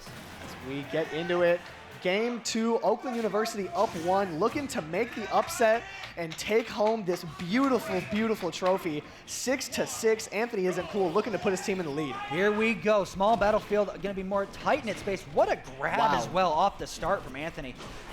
The awareness of your spacing to be able to do that, because that's not always true. You have to hit somebody at the very base of your sword. So for Tony to be able to react to where he hit Rydra and get that grab is very difficult. Look at and this. He is starting off strong, burning his limit. 105 unanswered percent. Parry, down smash. Still the percent keeps climbing. Anthony's sort of in that zone now. Rydra trying to do anything to create that space and get any opening. Finally gets a little bit of percent at 132. Off stage there, but this is one of those situations that Rydra can really sort of punish and take an early stock. Instead, off stage. Man, that's the thing, is that a game between these two characters can be so volatile, because if Anthony gets caught off stage without a jump just once, Rydra is almost certain to take that stock. It may as well be a foregone conclusion. Oh, yeah, so he has to play on an absolute knife's edge, even when he's winning, which he now is. And just like that, Oakland back in the lead here. Rydra gets him off stage, has to air dodge. He doesn't have jump, and he doesn't have limit. That's what I was talking about. So right on back, answers back 5-5. 2 stocks apiece. Who's going to take it off first? Tony mixing up his movement. If Rydra leaves Tony with a stock here, that could spell a disaster for MSU. He needs to lock in. He's trying to bring his team forward just as much as Anthony is. He wants it just as much. Both teams want this trophy. The limit is online, gets a little bit of a spike ski on stage. There you go. Ski. Fair's going to land, has limit. Is it going to be? Oh, goes for the limit climb hazard. That was a big call out, not going to land. Yeah, Tony is swinging for the fences. He's not interested in no slow back and forth. He wants it now. He is hungry. And dinner is on the table in front of him. He just took a bite. He wants takes that to stock. eat. He's like, feed me more. Feed Big Tony, man. That up, he's going to land it back on the ledge. Rydra gets the F2 way off stage. This is where Tony's going to struggle. There it is. Yep, has to land on platform. Instead, just eats that up smash. 1 stock apiece. This is it. There you go, Rydra. Percent keeps building. This is going at a breakneck speed. These two unafraid. Nobody wants to take this one slow. They want to be in their face, throwing hands, getting rid of the stocks as fast as possible. There you go. 80% keeps building. Limit is almost online. Rydra's going deep. Way below the stage, evening up at 4 stocks apiece. This is massive for both teams. The first person to take this stock moves forward with a big lead as Tony's off stage, forced to burn his limit. Yeah, forced to burn it instead. Here go, forward down throw instead. Gets back on stage. I like to see that. Anthony taking control, center stage. Comes out on top of that scramble with a nice little up air, or up B rather. More limit, more cross last landing. 121.79. Sends Roger to the side. Anthony swinging big. This is such a crucial interaction here. The forward air, and Anthony's going to do it with the up smash. Oakland University has a lead going into game 2. Up a game and up a stock. Anthony doing his job in spades, coming through in the perfect time. Did exactly what his team needed and more. Here we go. Anthony is cool holding on to 1 stock apiece. 1 stock. MSU has 3 left. If they don't take the last 4 from Oakland, that's it. Oakland is going to win this thing, and they'll hoist the trophy first. Anthony and Oakland University as a team are looking to stun the 1 seed. They are looking to stun the favorite coming into this tournament. And that's the thing that Oakland University really has to think about. It's all about who MSU sends up next. Exactly. Because that's what's so hard about this. You have to send in a guy who's going to take this first stock off Tony and then take 3 stocks off of either one of MSU's strong players. And they are going to send in Hawk. They're going to send in Hawk. Ooh-wee, baby. Ooh-wee. I'm getting excited. I don't know about you. You couldn't ask for more. I don't know about you. Couldn't ask for more. I'm on the edge of my seat this whole time. This is exciting. Literally, I'm sitting here with like 1/4 of my chair covered. This is getting intense. This is all you could ask for on a crew battle. You couldn't ask for anything better. Like 2 nail biters in a row exactly. is ridiculous. And to reiterate, like Oakland and MSU, these are the 2 like top programs in the state. Yep. MSU is also considered one of the, like, from a team composition standpoint, one of the top teams in the nation. Yeah. So for Oakland to come in top 3 and get this upset would be massive and have massive waves through the rest of the collegiate crew battle season. So now, and see, here's the thing about this, is that in the past, today, neither of these 2 teams have played a close set all day. It's all been sweeps. It's all been stomps. They've been winning super hard. In the past, these 2 teams have played before. Still wasn't close. MSU won pretty comfortably by 5 whole stocks. And now we're seeing Oakland University take the first game, and with a lead in game 2, this is where it's all decided. It's all up to Anthony Isn't Cool in Oakland to make the upset and take home the trophy. It all happens in this game. And for MSU, it's all on Hawk. The surviving and forcing a game 3 lies solely on Hawk's shoulders. Hawk has to take 4 stocks. Exactly. And so when we say pressure makes diamonds, it's time for Hawk to shine. And see, this is the thing here.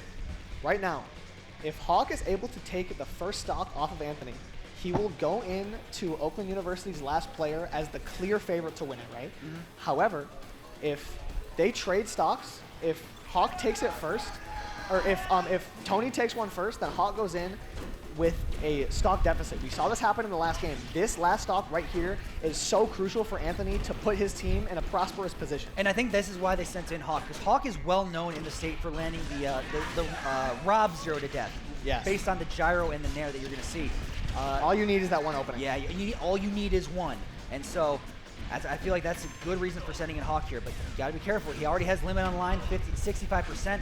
You don't want to make too big a mistake and actually, heaven forbid, a finishing touch like right there. He thought about it. Oh, he went for it. That would have certainly turned the tables here. Good job avoiding it, but still the percent keeps climbing, 111% to 78 on Anthony. The back air is going to poke. Instead, the big lazy is going to come through and he's going to just build limit for free. Hawk is hungry now. Off stage, is Tony going to let him eat? That falling air is going to be into a back air, and Hawk is going to go into this last matchup with a 3-3 stock count, which is massive. He goes into this as the clear favorite. Absolutely, clear favorite, and it depends who are they going to send next. It looks like it's going to be Avian. Sending up Avian again, man, to hold down the fort, the anchor. It seems like the smart choice. He closed it out last time. Let's see if he can do it again. That means we're going to be getting more Min-Min, which how do you feel about Min-Min versus Rob? I'm not going to lie, it sounds pretty tough for Rob. It does. It really does, because, I hate to say it's a bit of a cliche in a Min-Min matchup, but it is a matter of can Min-Min wall you out, and then how well can Rob punish once you get in. But that's the thing about Min-Min. The ability to wall out in a matchup like this with such a big body on Rob is going to thrive. But one thing about Min-Min is that she's not super strong on hitting opponents above her. And Rob is pretty good at lingering above. And I do think, actually no, I do know that Hawk is pretty comfortable with this matchup because his twin brother plays Min-Min. Yes. A lot of y'all may not know, but Hawk is actually one half of what is arguably the best doubles Smash team they're up there. in the nation. They're up there. They haven't been around recently, but solid. Never one to forget about. So yes, no, for the longest time, Hawk was known as being just one of the best doubles players in the world. But now, really paving his own path is a very solid singles player as well. Like we said, has a lot of experience with the Min matchup. So this is going to be an interesting one to see. If he can start out with a 0 to death, that's going to turn like the whole momentum shift in MSU's favor. Yeah, as Avian is going to have to play extremely careful, and Oakland University is looking for a star-level performance here from Avian. They are going to need an Avian masterclass to win this. As again, Hawk coming in as the better player, more wins, more history. Avian is going to have to lock in here. And here we go. It's down to this. 3 stocks apiece. MSU wins. We go to game 3. Oakland wins. They win it all and they take the trophy home. So all comes down to this. Yet another opportunity for Oakland to put it away. They've had a couple so far, but this one is going to be their most important. And Avian hovering over me, Gunner. No, you're just waiting to grab his tag. I think it's a case where Hawk has to select character first. Right. Even though he can't change characters, he does have to still select it first. I was thinking about that. I'm like, wait a minute, Avian, wait a minute. But here we go, folks. Lock in, players are. Let's hear it. All right, moving forward into this game. Last matchup of this game. For sure, it's just a matter of who can take 3 stocks quicker. MSU looking to bring us to a game 3. Oakland University looking to take the set right now. Yep, and now already we're seeing some of these early projectile games coming out from Hawk. The gyro and the laser are going to be playing a key portion to this one. Here you go, gets a grab, there's a throw, and they're not going to land. Instead, Avian's going to use Rob's gyro against him. See, that's an interesting thing, is that when you're holding your opponent's item, you can't use A moves. You can't use moves with your A button, but Min has so many strong moves with the B button that a lot of the times if you get your hands on your opponent's item, you can just hold it and use B button, and your opponent isn't able to pull another one of those items. So that's one thing that could be tough about this matchup, is that once Min gets the gyro in her hand, Rob might not be able to pull another one for a long time. So true. And now we got dead even percents here, as now Hawk is going to get Avian off stage and reflect the gyro back, and look at the damage that did because of the reflection. Okay, Nair's gonna land, gonna parry, but wow, you gotta hit. Yeah, gotta give her the landing hitbox. Yeah, that's the thing about that down air move. It has that initial hitbox, but then there's another one once you land, and you have to time both of them correctly if you want to avoid it, which Hawk was unable to do there. The up smash is gonna connect, as Avian's playing very well so far. Has been able to avoid any strong Rob openings. Gotta be careful of Megawatt as well. Down tilt, gonna allow to slide off and grab ledge. Here comes gyro, still coming through. Gonna hang at ledge just a little bit, but you can't hang on for too long. Whoa, because that's gonna happen to you, and you're gonna get dunk skied to the center of the earth. There it is. Avian using that reflector to send the gyro back to Rob is proving to be a really strong asset in this matchup. And here's that ledge pressure that Min is so good at. The down tilt doesn't do it, but putting on pressure ever more. Okay, wow, look at that shield pressure, the patience. Couple hits, poke it to see what your opponent does and dash back.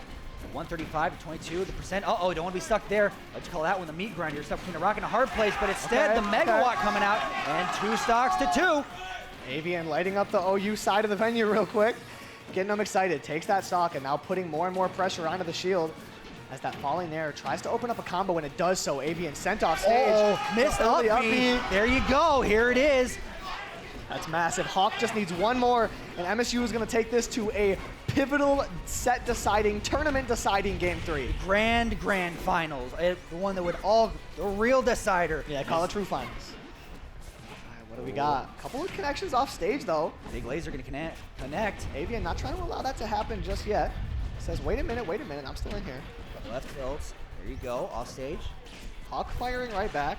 And that's the thing, both of these characters can make so much off of one neutral interaction. So if Avian can take this stock and opens up the next one well, it could be scary for Hawk, but he's playing too strong in this corner right now as he gets that grab in this down throw. Here we go, up tilt, up air, not gonna land. That certainly would have done it, but instead, he's going deep. And now he's forced to go to platform, and Megawatt lands, and all of a sudden, here we go. We got a last stock situation. Avian at 123, Hawk with a fresh 0%.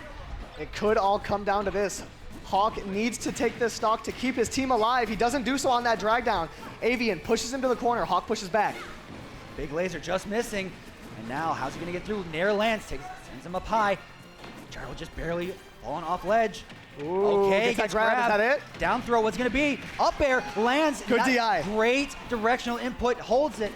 with the right angle to make sure he's going to live a bit longer, but That the one's upper gonna at do the it. top is going to do it, and we get a Game 3. Grand Rapids, let the players hear it. We get more of this wonderful event. Oh, I'm getting nervous, Max. Oh, I couldn't I'm ask for getting anything nervous. better. I can't believe it. My heart's racing and such. Oh, boy, me too.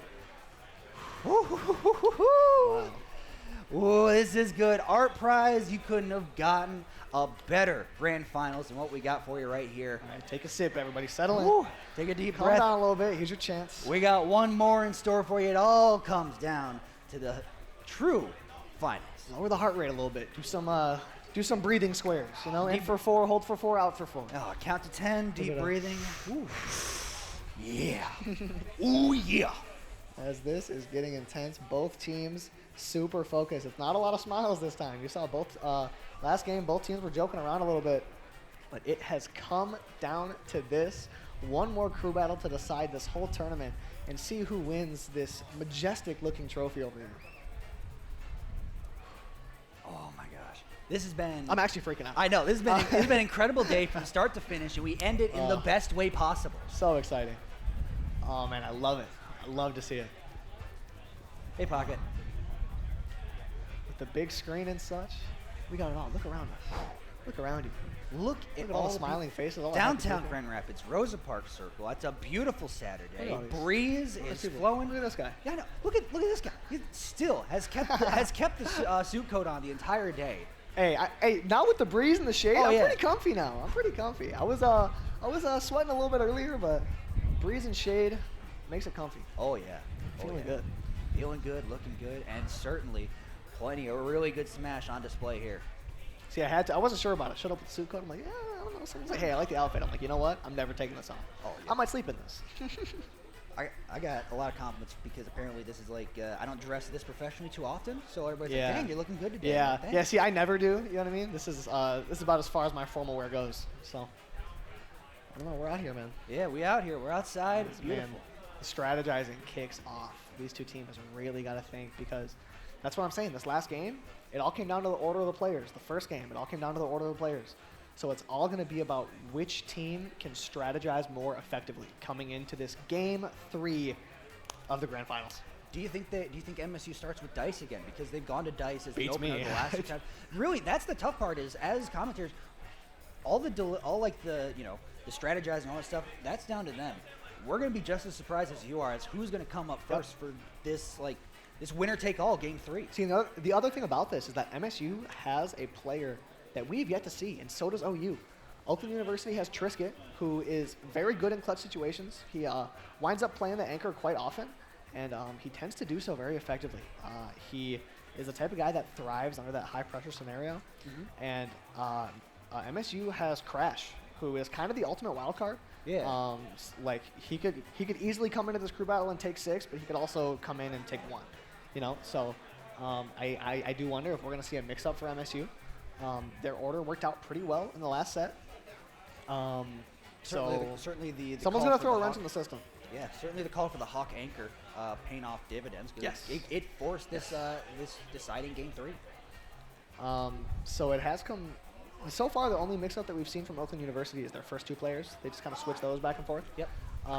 So I wonder if, I was just about to say this. We're going to see Avian come out first against Rydra. We saw Avian earlier in this set in game 1 take 2 stocks off of Rydra in clutch time. We'll see here if he can do it again. Putting up 2 here would be great for Avian, as this is arguably MSU's strongest player versus arguably Oakland's weakest. So a strong, solid performance here from Avian would be incredible. Yeah, and we saw at the end. This is how game 1 ended. It was Avian versus Rydra, and How poetic. yeah, exactly. And how'd that end? That ended with Oakland winning game 1. So we're gonna see what Avian has up his sleeves to combat this Rydra. This incredible Ridley player. As we're getting right into it, folks. Here we go. True finals, game 3. Oakland University versus MSU here at Confluence 2023. There we go. Yeah, make some noise, Make some fellas. noise, Grand Come Rapids. on. Here, I'm clapping it up for their teams. We got Avian versus Rydra to kick it off. We saw Avian do very solid in this matchup earlier. He just needs to repeat that same performance to give his team a proud performance. And just like we saw in the last game, Rydra is looking to replicate his own performance in the last one, playing high levels here. A couple of connections on the shield. Rydra is finding the right timings this time. He was having a hard time doing that last time they played. A 3-stock here would be disastrous for Oakland University. Oh, and already we're starting to see like that range where can Ridley get in, and when Ridley does, oh my gosh, does the character hit hard? Oh, I love that swing from off stage. Rydra was getting all this free pressure, and Avian said, back up a little bit, back up. I got a little space here. He uses his jump early. Oh, he tries to swing through the fireballs. It doesn't work out. Avian loses the stock, but he's keeping it neck and neck. Yeah, still 82% against a character that surprisingly is light as Ridley, but there you go, forward throw off stage, and this is where Rydra really thrives. Yeah, Avian is having a hard time dealing with Rydra approaching from the air. Min in general doesn't do the best against characters being above her, and Rydra's doing a good job using these platforms as well as Ridley's extra double jump to approach above Avian. Oh, back throw it. That's one of the things you see a lot from these enemies. Back throw. Back throw giving them the Dragon Arm a bit of the special extra distance laser.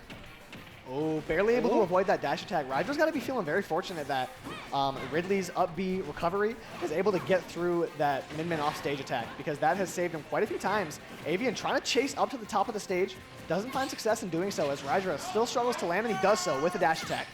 Oh, all right, here we go. Makes it back on the ledge and gets a down smash to even it back up.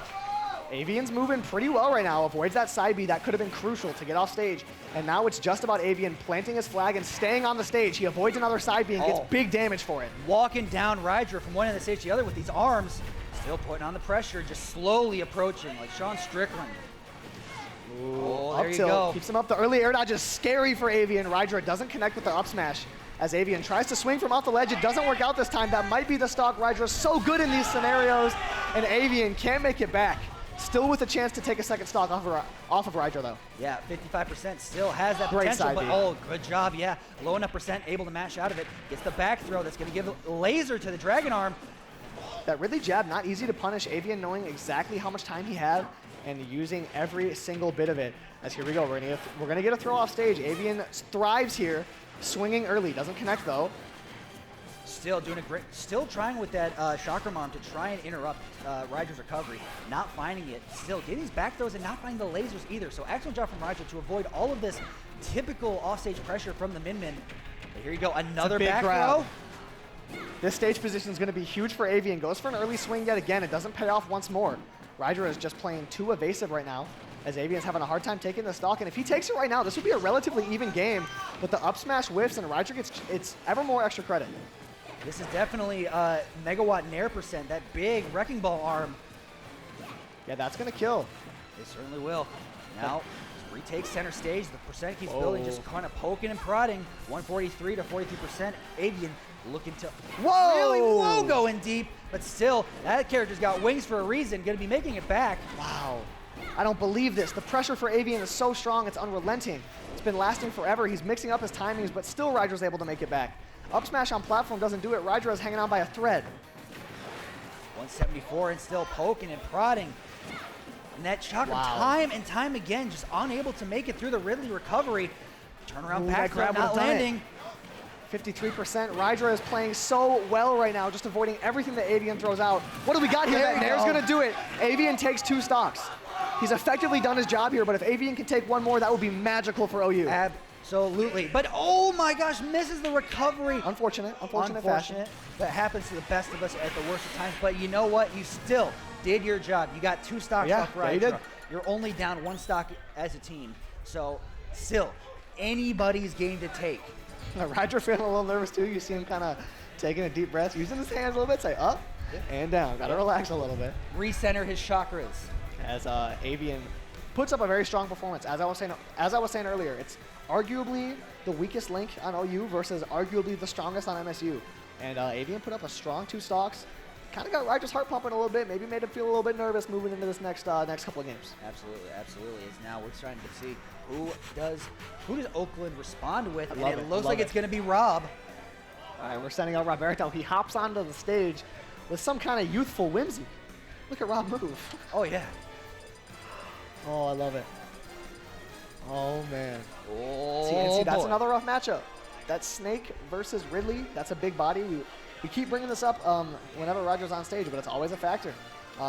Big bodies against Snake have a really hard time getting in.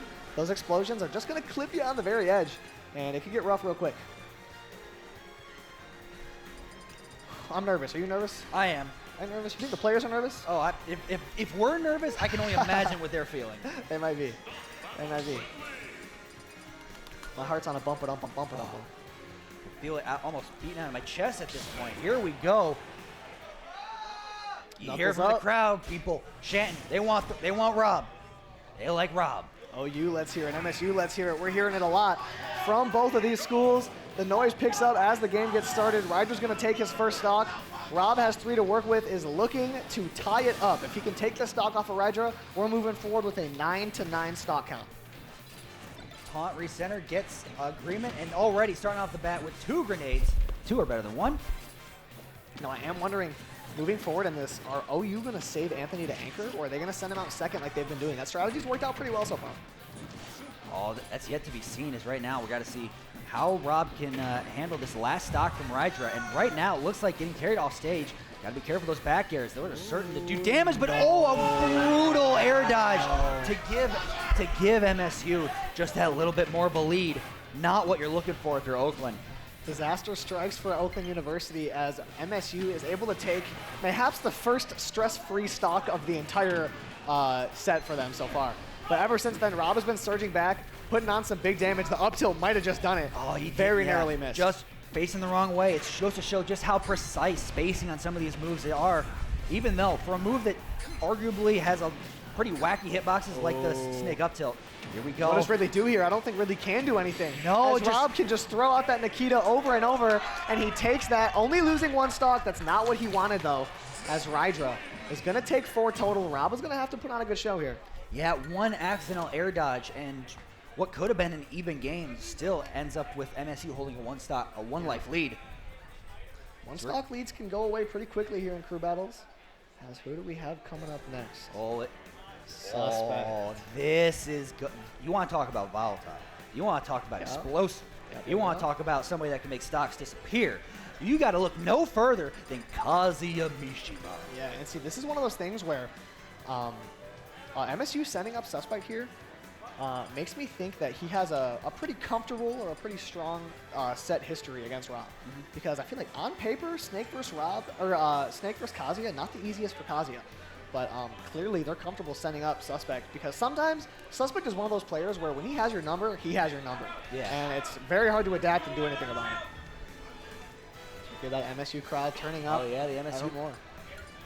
They're letting him know it. And they are going to run a button check. Suspect has got to work on those inputs. They're not the easiest. They're not the easiest. Yeah, from having not played for a little bit, you almost got to take this button check if you play a character as technological and to play as Kazuya, because not only you have 2 different moves that have the same input. If you time them differently, you get 2 different moves. Yeah. So that's the level of like, you know, especially we're outside, the hands might be cold. You might have to literally warm up your hands in a situation like this. Yeah, okay. You see Suspect just practicing that one move over and over. Warm. Consistency be damned. He's got it. His hands are looking warm. Cracking the knuckles and such. Are they just gonna get into it? Are they just gonna? Yeah, they're just gonna get into it then. It might. It's possible. Oh yeah, they are. Here we go. They're just going in. We're starting. We're going to Kalos. A unique stage. You know, it has 2 side platforms and a very wide open center stage. Yeah, Kazuyas do like this stage. There's not many places for your opponent to run. However, Snake, more than most characters, can get quite a bit of mileage just hanging out on those top platforms and raining in hell from above. But Suspect finds that first opening, gets a bit of damage, nothing too big, lest this one gets extended. This is one of those characters that you got to hold your breath every time he lands a hit, because like you don't know. It could very well be a stock every single time Kazuya lands a hit. Rob takes some damage from his own grenade. That's okay though, as he's moving around. Very nimble for such a big fella as Snake. Yeah, it's all that military training. That's what it'll do for you. Yeah. I mean, if you're gonna be a super soldier marine thing, you gotta be flexible, be able to move. However, yeah, look at that up tilt. He's total control of your body. He's doing the splits. Yeah. 120% here on Rob. He wants to be able to take all 3 of these stocks off a Suspect, but it's not an easy feat as Even Kazuya has a couple of options to break through Snake's projectiles, such as that laser. Still, there you go. There's the C4 right there. Gets him looking one way, a little misdirection as he's going to hit him with the dash check as well. But here's the raise drive. Kazuya has this move. If it lands at this point, it's certain death.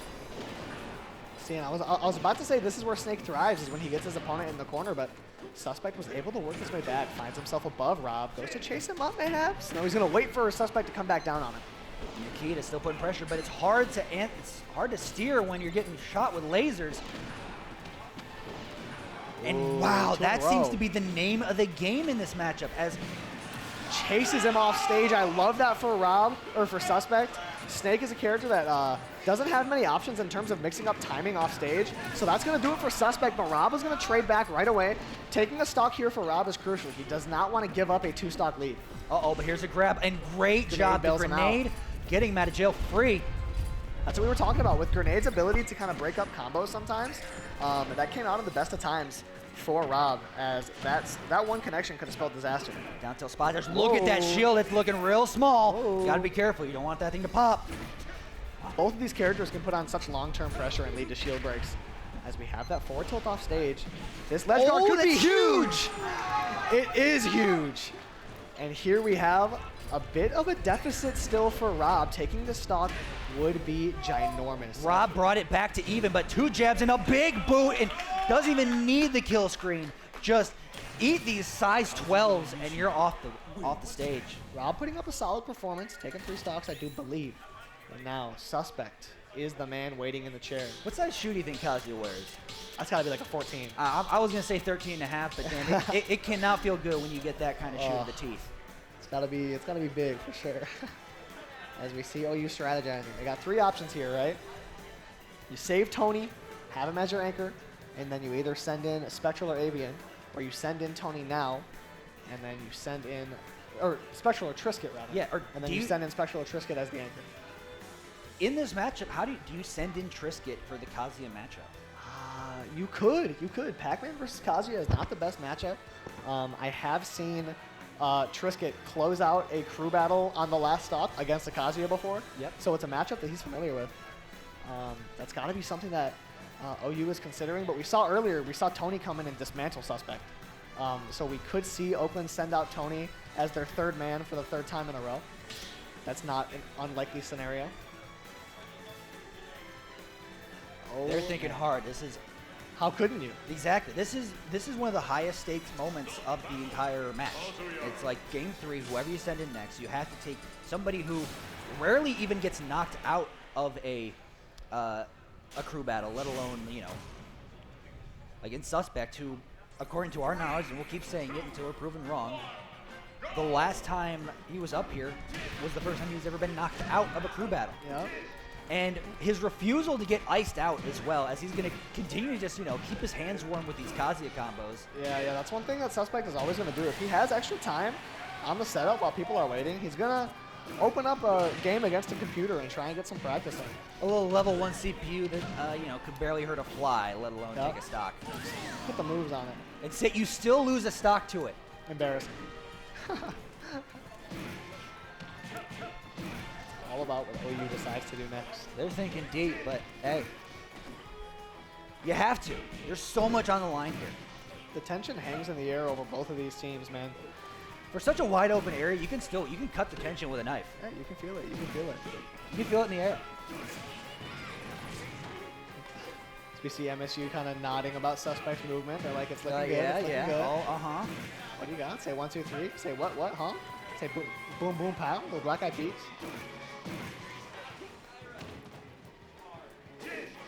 OU continues to think about it. It could go either way. It's such a hard decision for OU really to make could. because I feel like it's the type of thing where regardless of the decision you make, if it goes wrong, you're gonna regret it. You know what I mean? There's no scenario where the decision goes wrong and you think, yeah, we made the right decision. It all comes down to execution. In the end. You gotta be so confident in the matchup. Like, you gotta be so confident, like, who you send in. Somebody that you only have to take 1 stock off, but you have to at least you gotta go in with the mindset of, I have to take 3 stocks. It doesn't matter who you're playing against, whether it be this Kazuya or whoever MSU sends in next. thinking, you got to think, we take 3. Yeah, we're looking for a 5 or 4 stock performance from, you know, if they send in Tony, they're going to be asking 5 stocks of Tony if they send him in. And if they send in anyone else, they're going to be looking for 3. So it all is going to come down to that, as Suspect demonstrating some pretty good control over his character, getting the CPU all the way up to 600% without killing it. Oh boy. Oh, they are taking their time. As it looks like they finally made a decision. It's going to be Spectral coming up here. The sword wielder, the Lucina master, the world record holder for Chicken Little on GameCube. The legend himself, man. Speedrunner extraordinaire. And this is the type of thing. This wasn't exactly the choice that I was expecting, but they might be confident with Spectral in the other matchups that MSU has to offer. Yep. So maybe they're thinking he can take this stock off a Suspect and then get a favorable matchup with that of Dice or something along those lines. Looking to see what Spectral can do moving forward. And it is going to be all about how much extra credit Suspect can put on, and they are going to be saving Tony for the anchor. Yeah. Ooh. Deep breaths, folks. Deep breaths. Thinking about the song pick. I like that. I like that. Sometimes the song pick is just as important as the stage pick. Get yourself dialed in a little bit. Yeah, when you can, you gotta hit your own theme song. You gotta play the music that gets you in the zone. That'll give you the best, put you in the best mental place. Spectral rocking the headphones, trying to remain stress-free, as hard as that may be. Moving into this next game, 1 stock is all you need. If you can't take a stock without Suspect taking one first, you're in a rough spot. The mountain gets just that much taller if you can't, but you can turn that mountain into a molehill with 1 stock gone. All right, there goes Kazuya, has 2 stocks. Let's get it on. 3 stocks to 1. Spectral just needs to take one first. That's what's important here. And this is not what you're looking for. Already off the bat, that back air certainly would have done a lot of damage. Look at that, 1 interaction, 1 grab and 1 hit, 40%. And now he's just patient. He doesn't want to get too far deep in the weeds here against the Kazuya. As he's gonna approach, gets dash attack. He's still like slowly forcing him back to the ledge, but you gotta still respect Kazuya. You can't just go rushing in headlong. So sometimes you have to relinquish that stage space. This is the pretty common game plan you look to see against any character capable of doing it. Is just like moving in and out of Kazuya's threat range and hoping to catch him overextending on something just like that. Spectral finds an opening as he's playing around Suspect's options very accurately right now. But again, all it takes is 1 slip, and there it is. 1 grab, there's a back throw behind it. Now you gotta land. You gotta be careful of that boot. Certainly, it sends out a wacky angle that is really difficult for a character like the to recover from. There you go. Parry, another one, another grab. Look at that angle. Using the laser. That's going to be it for the stall. Oh no, he saved his jump. So smart from Spectral. I thought he lost his jump earlier, but he saved it to the last second and gave himself another chance at this stock. Yep, down tilt, dash, gets another down smash. Here you go. Oh, he goes for the counter, but it doesn't work. That's going to be a re-grab, and it's going to take it. When you grab the ledge and fall off, you don't have invincibility the second time you grab it, as Spectral's going to lose 1 stock.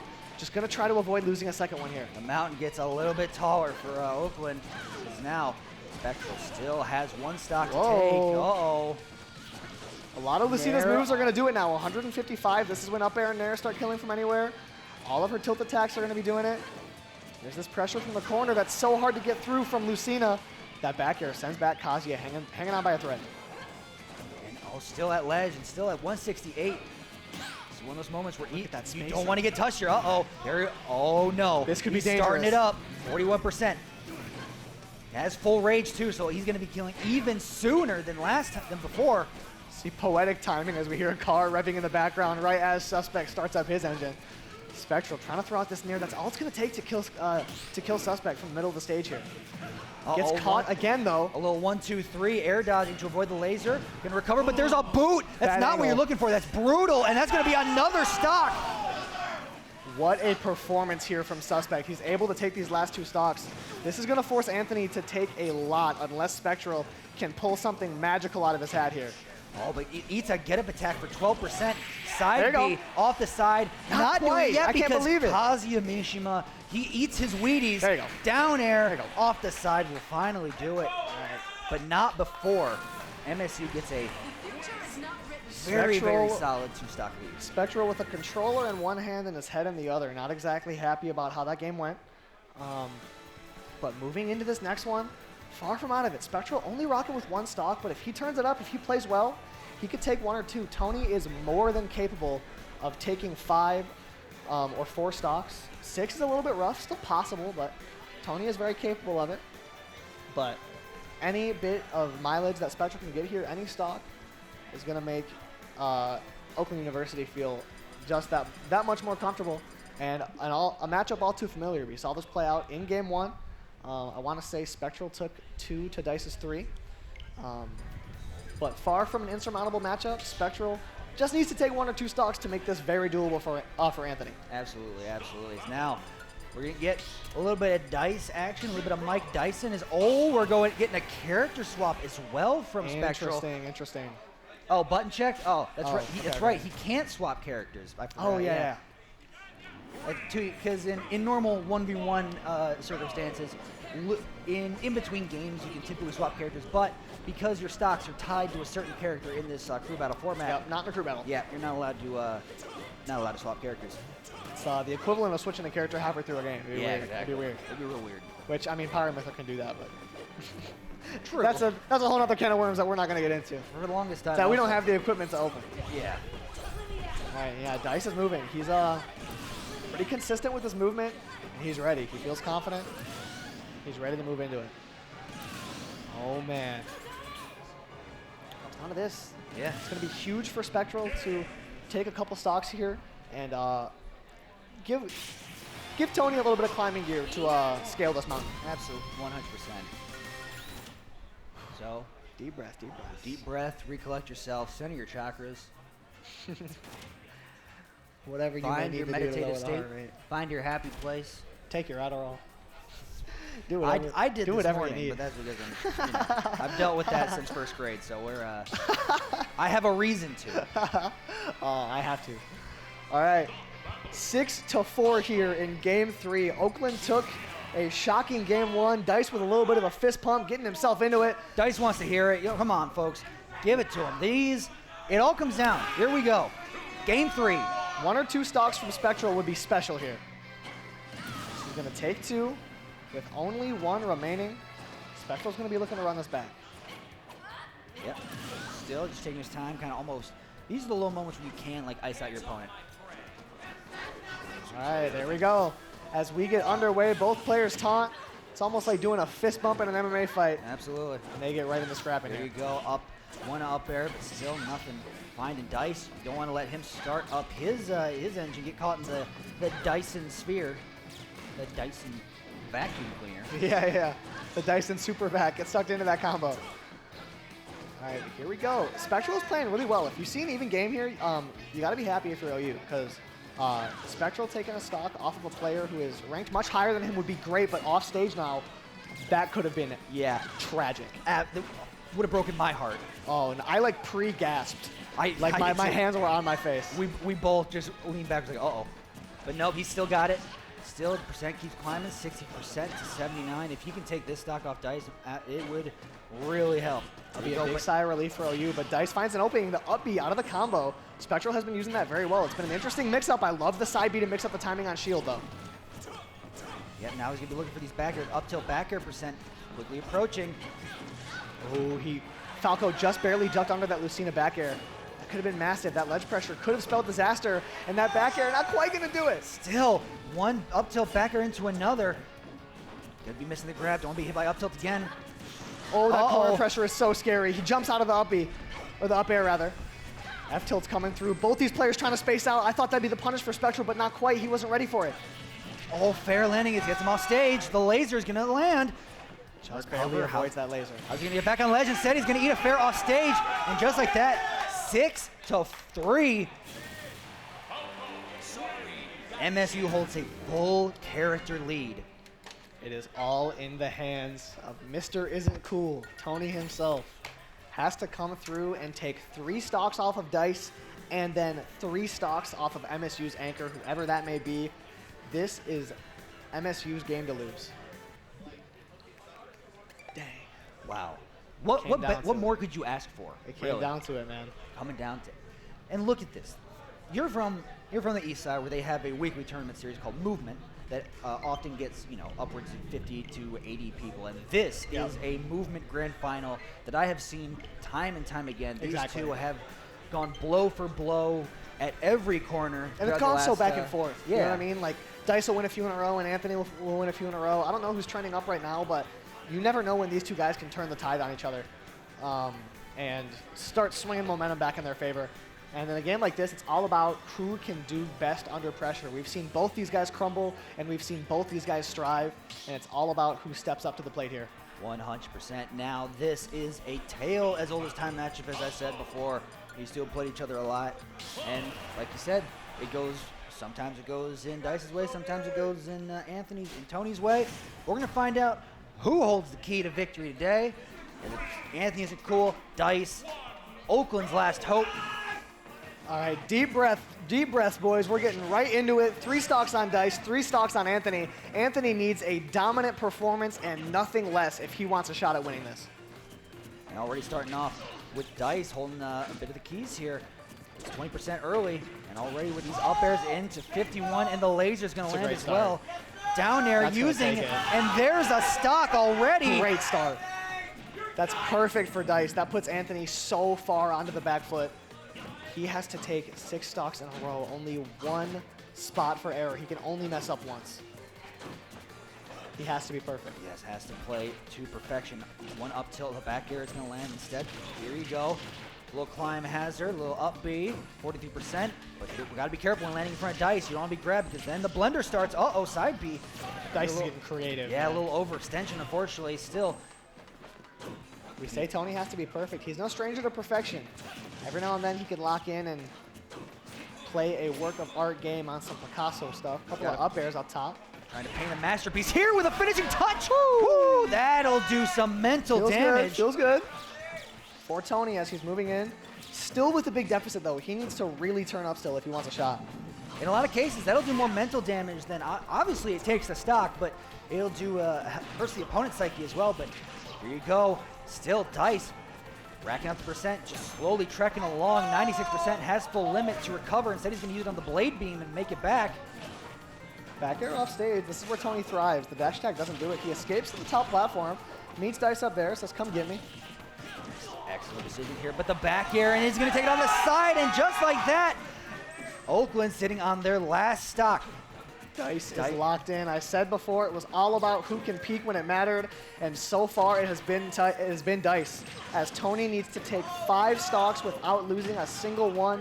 Now he has to be actually perfect. Yes, has to actually be the best player in the world for the next 5 stocks. But Dice doesn't want to see that happen. As 116, the limit's built. And pops it. Instead, here comes Dice, 81%. For that first combo starter, gonna whiff on the up smash. Up tilt. I love that falling up air out of disadvantage, and another one from advantage to take it for Tony. If Tony wants a chance, he has to take this stock right now. Okay, 70%. Uh-oh, there's a nair. 125 has limit on line, but still, what can you make of it? Dice probably could have cleaned up the entire set with back air there, but... there's a laser. Now, what's going to be? Oh, goes for a big up smash at ledge. Not going to land. Anthony, the little nifty little movement. See, Dice wants to lock this up right now. He has another player behind him, but he doesn't want to put it up to his teammate. He wants to close it out. He wants to be the guy to do it. Wants to be the one. And who doesn't? Exactly. Who doesn't want to be that guy? Instead, Anthony looking to be that guy for his team. 139.53. Still dash attack. Going to land. Still slowly building limit as well. The last thing you want to do here is overextend and be caught with an up tilt. Instead, nair from Anthony. Rough air dodge. Is that going to be it? He's going to spike. Does it? You gave Anthony isn't cool an inch. Can he take it a mile? You know what he takes when you give him that. You know what he takes. Oh, man. All right. Dice with a strong performance. I want to say taking 4 stocks. I'm not totally sure, but he plays very well. Takes Anthony all the way down to his last stock. 1 stock up to 3. Against Hawk. And this is what we're talking about. We've mentioned this before with that Rob 0 to death. If you make 1 mistake against Rob with a gyro in his hands, the tournament is over. Literally, the tournament is over. It's curtains. It's curtains. GG, shake my hand, MSU gets to raise the trophy. Tony has to dig deep and literally has to play perfection. He has that Zero, focus on his face. very little room for error, if any at all. He's done this before. He's 3-stock talk before. Exactly. Good news is, though, even though he ended last game at 120%, he goes right back down to 0 as he hits the music. All right. Oh, boy. Both players don the headphones and controllers. Anthony locks in. Eyebrows raised, head cocked down. Hawk taking a deep breath. Both of these guys need to play at their best here. Combatants dig deep, try to find it within themselves. All Hawk needs is one stock. That's all he needs. It's all you need. This matchup can be so volatile. All you need is one interaction to go in your favor, Hawk. Let's see if he can find it. Rosa Park Circle, I can tell you, from my perspective, you are getting probably the best grand finals you could ask for. Let the players hear it. Let them know how you feel going into this. Here we go, 3 stocks to 1. Anthony Isn't Cool versus Hawk going down to the wire. Let's get it on. It all comes down to this. After a long tournament, after a long set, we have Anthony's 1 stock to Hawk's 3. Anthony needs to be perfect. Hawk needs to find 1 opening, and that will be curtains. Already charging up Gyro, the key to his victory here. He said he's going to take his time, go to ledge, knows he has 3 stocks to work with, only needs to take 1. Anthony runs in with aggression. He knows that he's going to have to mix up his timing. He knows that he's going to have to play different. He's going to have to be on a different wavelength if he wants a chance here. And he's playing well so far. Yeah. Off to a good start. Already 65%, 28. You got to remember, though, with each hit Anthony takes, that is just one a little bit further. He's away from victory. Uh-oh, big laser. Good job shielding it. It has limit. Oh, all pair's going to land. That's huge. And as you were saying, every hit that Anthony takes is just brutal. It's just brutal. Because it puts you closer to that kill percent. And Rob has such consistent kill options. Tony takes a stock, though. He don't miss those. There you go. There's Spike on ledge. Victory is that much closer. Tony finds the first opening here in the second stock. Hits it again. Fair gets another one. Oh, almost sends him down. But that's going to be an S-smash at ledge. Not going to be perfection. But oh my gosh, just barely making it back as well. I can't believe he made that back. Yeah, limit is online. Goes for... He wanted it. He wanted it. That's okay, though. He's still in here. Cloud can dominate stocks if he gets an opening. Uh-oh, here's grab, though. Back throw, big laser. Could be it. Could be it. No He's jump. Out. No jump. Limit is low, yeah, and that's fair. going to be it. We'll do it. And just like that, MSU is your victor here. Congratulations. Tony gave it all he had. OU gave it all they had. They take the first game that MSU has lost all day, all season, I do believe. And they come through when it matters most, does MSU. They pulled through, man. It went down to the wire. You couldn't ask for anything better. Congratulations to MSU, and congratulations, hey, well played Oakland as well. Look at the graphic. Look at the graphic. Yeah, look at it up there. And what a set. Thank you to Confluence for having us. Thank you to Gooshi for streaming us. Thank you to all the sponsors for making this possible. Thank you to all you people. Yeah, and thank you all for tuning in. Thank you all for coming out, watching. Come on, folks.